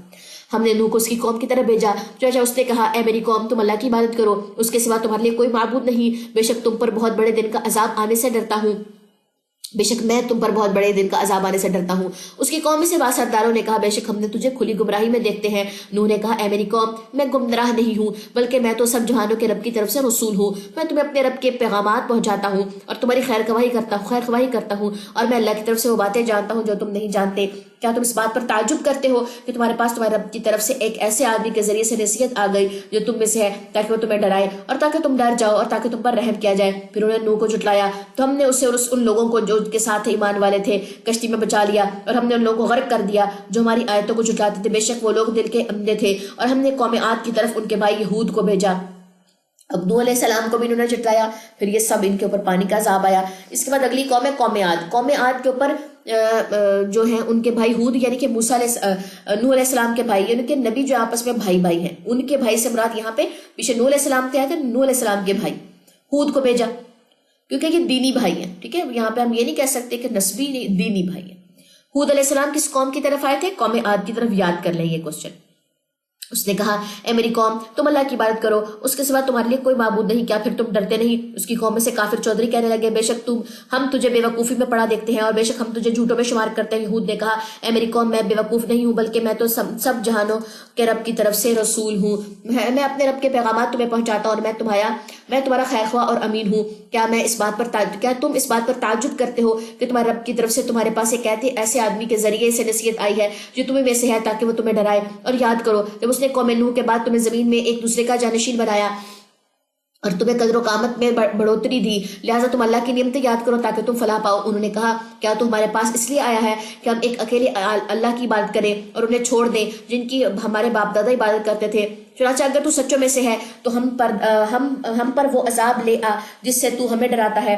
ہود نے کہا تمہارے رب کی طرف سے تم پر عذاب اور غضب نازل ہوا ہی جاتا ہے، کیا تم مجھ سے ان ناموں کے بارے میں جھگڑتے ہو جو تم نے اور تمہارے آباء و اجداد نے رکھ لیے ہیں؟ اللہ نے ان کی کوئی دلیل نازل نہیں فرمائی، چنانچہ تم انتظار کرو، بے شک میں بھی تمہارے ساتھ انتظار کرنے والوں میں سے ہوں۔ اور ہم نے ہود کو ان لوگوں کو جو ان کے ہمراہ تھے اپنی رحمت کے ساتھ نجات دی، یعنی کہ جنہوں نے ہود کی یعنی کہ ان کے رسول ہونے کی بات کو مانا، ان کو حود علیہ السلام کے ساتھ نجات دی۔ اور ہم نے ان لوگوں کی جڑ کاٹ دی جنہوں نے ہماری آیات کو جھٹلایا اور وہ ایمان لانے والے نہ تھے۔ اور ہم نے قوم سمود کی طرف ان کے بھائی صالح کو بھیجا، صالح نے کہا اے میری قوم تم اللہ کی عبادت کرو، اس کے سوا تمہارے لیے کوئی معبود نہیں، تحقیق تمہارے پاس تمہارے رب کی طرف سے واضح دلیل آ گئی ہے، یہ اللہ کی اونٹنی ہے جو تمہارے ساتھ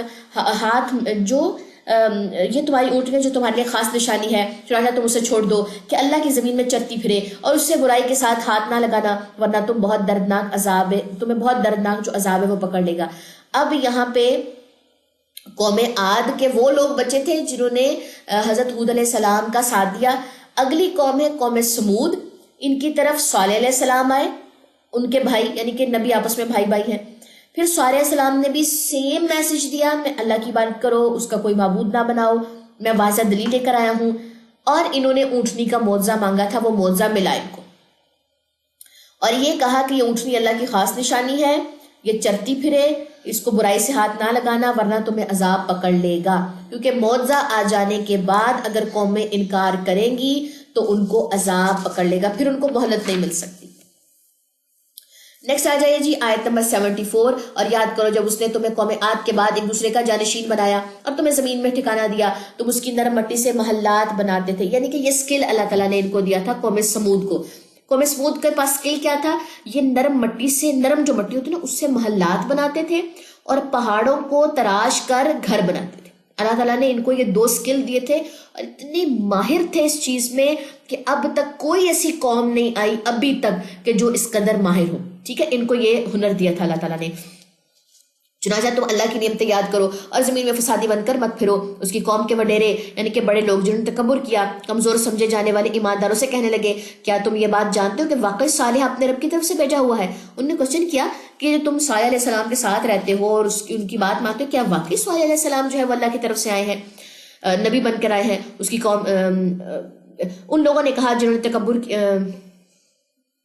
نہیں، آیت کا ایک پورشن تھا، انہوں نے کہا ہاں بلا شبہ ہم اس چیز پر ایمان لانے والے ہیں جس کے ساتھ اسے بھیجا گیا۔ آیت نمبر 76، ان لوگوں نے کہا جنہوں نے تکبر کیا بے شک ہم اس چیز کا انکار کرنے والے جس پر تم ایمان لائے ہو۔ اب یہ آپس میں ان کی کنورسیشن چل رہی ہے۔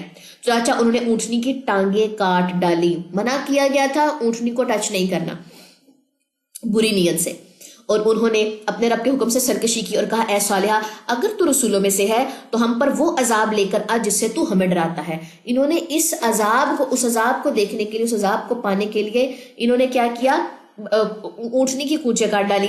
تب صالح نے ان سے منہ پھیرا اور کہا اے میری قوم بے شک میں نے تمہیں اپنے رب کا پیغام پہنچا دیا تھا اور میں نے تمہیں نصیحت کی تھی، لیکن تم نصیحت کرنے والوں کو پسند نہیں کرتے۔ یہاں تک بات ہوئی، انہوں نے کونچیں کاٹ دی، پھر ان پہ عذاب آ گیا اور یہ برباد ہو گئے۔ سورہ ہود میں ان قوموں کے بارے میں ڈیٹیل آئے گی، ابھی ہلکا ہلکا ٹچ آ رہا ہے، ٹھیک ہے۔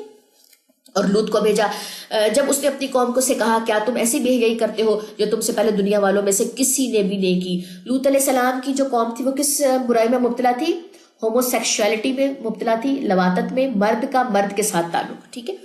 بے شک تم جنسی خواہش پوری کرنے کے لیے عورتوں کو چھوڑ کر مردوں کے پاس آتے ہو، بلکہ تم حد سے بڑھ جانے والے ہو۔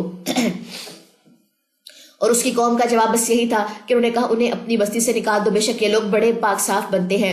پھر ہم نے اسے اور اس کے گھر والوں کو نجات دی سوائے اس کی بیوی کے، وہ پیچھے رہنے ہلاک ہونے والوں میں شامل ہو گئی، اور ہم نے ان پر پتھروں کی بارش برسائی۔ چنانچہ دیکھ لیجیے مجرموں کا انجام کیسا ہوا۔ اور ہم نے اہل مدین کی طرف ان کے بھائی شعیب کو بھیجا، اس نے کہا اے میری قوم تم اللہ کی عبادت کرو، اس کے سوا تمہارے لیے کوئی معبود نہیں، تمہارے پاس تمہارے رب کی طرف سے واضح دلیل آ گئی ہے، لہٰذا تم ناپ اور تول کو پورا کرو اور لوگوں کو ان کی چیزیں کم کر کے مت دو، اور تم زمین کی اصلاح کے بعد ان میں فساد نہ کرو، یہ تمہارے لیے بہتر ہے اگر تم مومن ہو۔ تو لوط علیہ السلام کا واقعہ ختم ہوا، اور کہہ لیں کہ انہوں نے اللہ تعالیٰ کی ایک تو نافرمانی کی تھی، ان پہ بھی عذاب آیا، اور جو کہہ لیں کہ لوط علیہ السلام کی بیوی تھی وہ بھی پیچھے رہنے والوں میں سے ہو گئی، کیونکہ بیوی جو تھی وہ ان کے ساتھ ملوث تھی، ان کو جو ہے وہ نئے نئے مردوں کے بارے میں بتاتی تھی کہ یہ فلاں جگہ فلاں ہے، فلاں جگہ جب فرشتے بھی آئے ہیں آزمائش کے لیے۔ خیر یہ ڈیٹیل میں ہم واقعہ پڑھیں گے، اس لیے میں یہاں پہ اس کو ذرا بھی ٹچ نہیں دے رہی، جب آپ واقعہ پڑھیں گے تو آپ کو آئیڈیا ہوگا کہ بیوی جو ہے وہ کس قدر مسلط تھی برائی کے کاموں میں، اور بیوی بھی ہلاک ہو گئی تھی ان کے ساتھ۔ پھر ان کے اوپر پتھروں کی بارش برسائی گئی تھی۔ آگے اگلی جو قوم ہے اہل مدین، ان کی طرف شعیب علیہ السلام کو بھیجا گیا، اور یہ کس گناہ میں مبتلا تھے؟ یہ تجارت کے ٹائم پہ کمی بیشی کرتے تھے، اس میں تجارت میں کمی بیشی کرتے تھے، مال کو ناپ تول میں اس کی کمی بیشی کرنا، یہ اس گناہ میں مبتلا تھے۔ آگے آ جائیے آیت نمبر 86، اور تم ہر ایک راستے پر مت بیٹھو، تم اس شخص کو ڈراتے اور اللہ کے راستے سے روکتے ہو جو اس پر ایمان لے آئے، اور تم اس راہ میں ٹیڑھ تلاش کرتے اور یاد کرو جب تم تھوڑے تھے پھر اس نے تمہیں زیادہ کر دیا، اور دیکھو فسادیوں کا انجام کیسا ہوا۔ اور اگر تم میں سے کچھ لوگ اس حکم پر ایمان لے آئے جو مجھے دے کر بھیجا گیا، اور کچھ دوسرے ایمان نہیں لائے، تو تم ذرا صبر کرو یہاں تک کہ اللہ ہمارے درمیان فیصلہ کر دے، اور وہ سب سے بہتر فیصلہ کرنے والا ہے۔ چلے جی یہاں تک ہمارا پارا نمبر 8 جو ہے وہ مکمل ہو گیا۔ کل ہم پارا نمبر 9 دیکھیں گے، اور پارا نمبر 10 کا بھی کچھ حصہ دیکھیں گے، ہو سکتا ہے پاسبلٹی ایک رک دیکھیں، کیونکہ آگے سورہ توبہ آ رہی ہے، سورہ توبہ کے اوپر ڈسکشن زیادہ ہوتی ہے تو سم ٹائم پارا مکمل نہیں ہو پاتا، لیکن سورہ اعراف یا سورہ انفال جو ہے اس میں ڈسکشن قوموں کے بارے میں ہے اور غزوات کے بارے میں ڈسکشن ہے، کہ ڈسکشن تو ان میں بھی زیادہ، لیکن سورہ توبہ میں چونکہ غزوہ تبوک کے بارے میں ڈسکشن بہت ڈیپتھ میں ہوتی ہے تو اس روز ٹائم زیادہ لگتا ہے، تو ہو سکتا ہے کہ کل ہم پارا نمبر 10 کا کچھ شروع والا حصہ جو ہے وہ ٹچ کریں، تو مینٹلی طور پہ آپ لوگوں نے تھوڑا سا پریپیئر ہو کے آنا ہے۔ چلے جی یہ ہو گئی آج کی کلاس، اگر آپ میں سے کسی کا کوئی کوشچن ہے تو پوچھ لیجئے۔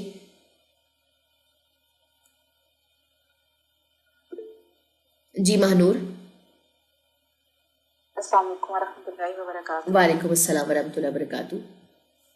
میم آپ نے بتایا کہ نماز کے دوران چہرہ اور ہاتھ کھلے ہونے چاہیے، تو کیا پاؤں کو کور کرنا لازمی ہے؟ پاؤں جو ہے ٹخنوں تک آپ کے کور ہوں، ٹھیک ہے، اور پاؤں اگر آپ کھلے رکھتی ہیں نو ایشو، ٹخنے تک آپ کے کور ہونے چاہیے وہ ایریا، یعنی کہ بعض دفعہ ہم ٹراؤزر ایسے پہنتے ہیں جب ہم رکوع کر جاتے ہیں وہ ٹراؤزر اوپر اٹھ جاتے ہیں، ٹخنا نظر آتا ہے، تو بجائے اس کے کہ آپ کا ٹخنا جو نظر ہے آپ ساکس کا استعمال کر لیں، گرمیوں کی ساکس بھی ہوتی ہیں اور سردیوں کا سٹف بھی اور ہوتا ہے پتلا موٹا، اس طرح بہتر یہ ہے کہ آپ ساکس کا استعمال کر لیں، لیکن اگر آپ ساکس کا استعمال نہیں کرتی، آپ کی پینٹ یا آپ کا ٹراؤزر یا شلوار اتنی ہے کہ آپ کے ٹخنے کور ہوتے ہیں، تو پاؤں ننگے ہو سکتے، ٹخنے نہیں ننگے ہو سکتے، ٹھیک ہے؟ وہی آتی جی حوریہ ذیشان، جی مائک آن کر لیں۔ جی وعلیکم السلام ورحمۃ اللہ وبرکاتہ۔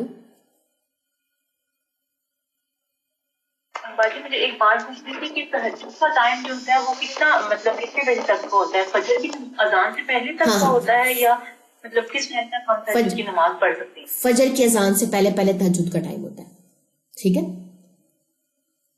مطلب اگر 5 بجے فجر کی اذان ہو رہی ہے تو ہم 4:45 بھی پڑھ سکتے ہیں، جی بالکل پڑھ سکتے ہیں، بالکل پڑھ سکتے ہیں، فجر کی اذان سے پہلے ٹائم ہے اس کا، ٹھیک ہے؟ وہی کی جی کسی اور کا کوئی کوشچن؟ اقرا آپ کی طرف سے نا شور زیادہ آ رہا ہے، آواز نہیں آ رہی بچے۔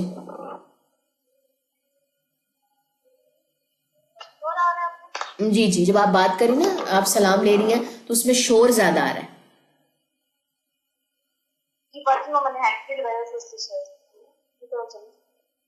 ہینڈ فری اتار کے اگر کوشچن ہے تو پوچھ لیں، جلدی سے، ٹائم تھوڑا ہے بچے۔ آپ نے کہا تھا چادر منگوانے کے لیے، تو ان کا لنک میں لنک بھیج دیتی ہوں، ان کا واٹس ایپ نمبر بھی بھیج دیتی ہوں، ان کی انسٹاگرام آئی ڈی بھی بھیج دیتی ہوں، آپ ان سے جو اپنی نماز چادر جو ہے وہ آرڈر کر لیں، ٹھیک ہے؟ وہی میرے سامنے بھی ایک رینڈم پیج ہی آیا تھا آج سے 1-2 سال پہلے، تو میں نے اس لیے آپ لوگوں کو ریکمنڈ کر رہی ہوں کہ مطلب سٹف اچھا تھا، سٹیچنگ اچھی تھی اس وجہ سے، ورنہ کوئی اس طرح کی کوئی پروموشن نہیں ہے کسی نے کہا، لیکن وہی بات ہے کہ پردہ جو ہے جتنا ہم پردے میں رہ کے نماز پڑھیں اتنی اس میں لذت آئے گی، ٹھیک ہے؟ چلیں جی، انشاءاللہ کل ملاقات ہوگی۔ آج تو واٹس ایپ نے اپڈیشن دی ہے، خیر اس پہ میں گروپ میں ڈسکشن کرتی ہوں کہ اس کا کیا کیا جائے۔ صبح مجھے ہلکی سی شک پڑی ہے جب میں نے اس کے ریمائنڈر ڈے 8 کے ریمائنڈرز میں نے سینڈ کیے ہیں نا 2-3 گروپس میں اکٹھے بھیجتی ہوں، جب میں اس وقت بھی بھیجنے لگی ہوں تو انہوں نے مجھے نوٹیفیکیشن دیا ہے کہ آپ ایک ٹائم پہ ایک ہی دفعہ میسج اپنا فارورڈ کر سکتی ہے، تو میں نے کہا یہ کون سی اپڈیشن آئی ہے؟ ابھی کلاس پورے 9 بجے جب میں نے کال کیا تو انہوں نے سامنے کہہ دیا کہ آپ سلیکٹیو لوگوں کو ہی کال کر سکتے ہیں، گروپ کال نہیں ہو سکتی۔ تو خیر اس کا بھی ہم گروپ میں ڈسکس کر کے حل نکالتے ہیں۔ اب مجھے جتنے لوگوں کے نیم یاد تھے ان کو تو میں نے کر دیا تھا ایڈ، باقی جن کے نہیں یاد تھے جیسے ہیرا تھی اور یہ کیا نام ہے سمیرا باجی تھی، یہ بھی ریگولر اسٹوڈنٹ ہے، نہیں یاد آ رہا تھا مجھے کتنے لوگ ایڈ ہو سکتے ہیں ایک کال میں، اس وقت بھی مجھے آئیڈیا نہیں تھا، تو اسی لیے آپ لوگ کوشش کریں کہ اب جو 30 لوگ ایڈ ہو سکتے ہیں، ابھی میں نے جب اوپر دیکھا ہے اس میں کوانٹٹی نا، تو صرف 30 لوگ وہ آئیں جو ریگولر ہوں گے، ٹھیک ہے؟ میں خیر انشاءاللہ یہ گروپ میں اناؤنسمنٹ کرتی ہوں آپ لوگوں کے ساتھ۔ چلیں جی، سبحانک اللہم و بحمدک، اشہد ان لا الہ الا انت، استغفرک و اتوب الیک۔ السلام علیکم ورحمۃ اللہ وبرکاتہ۔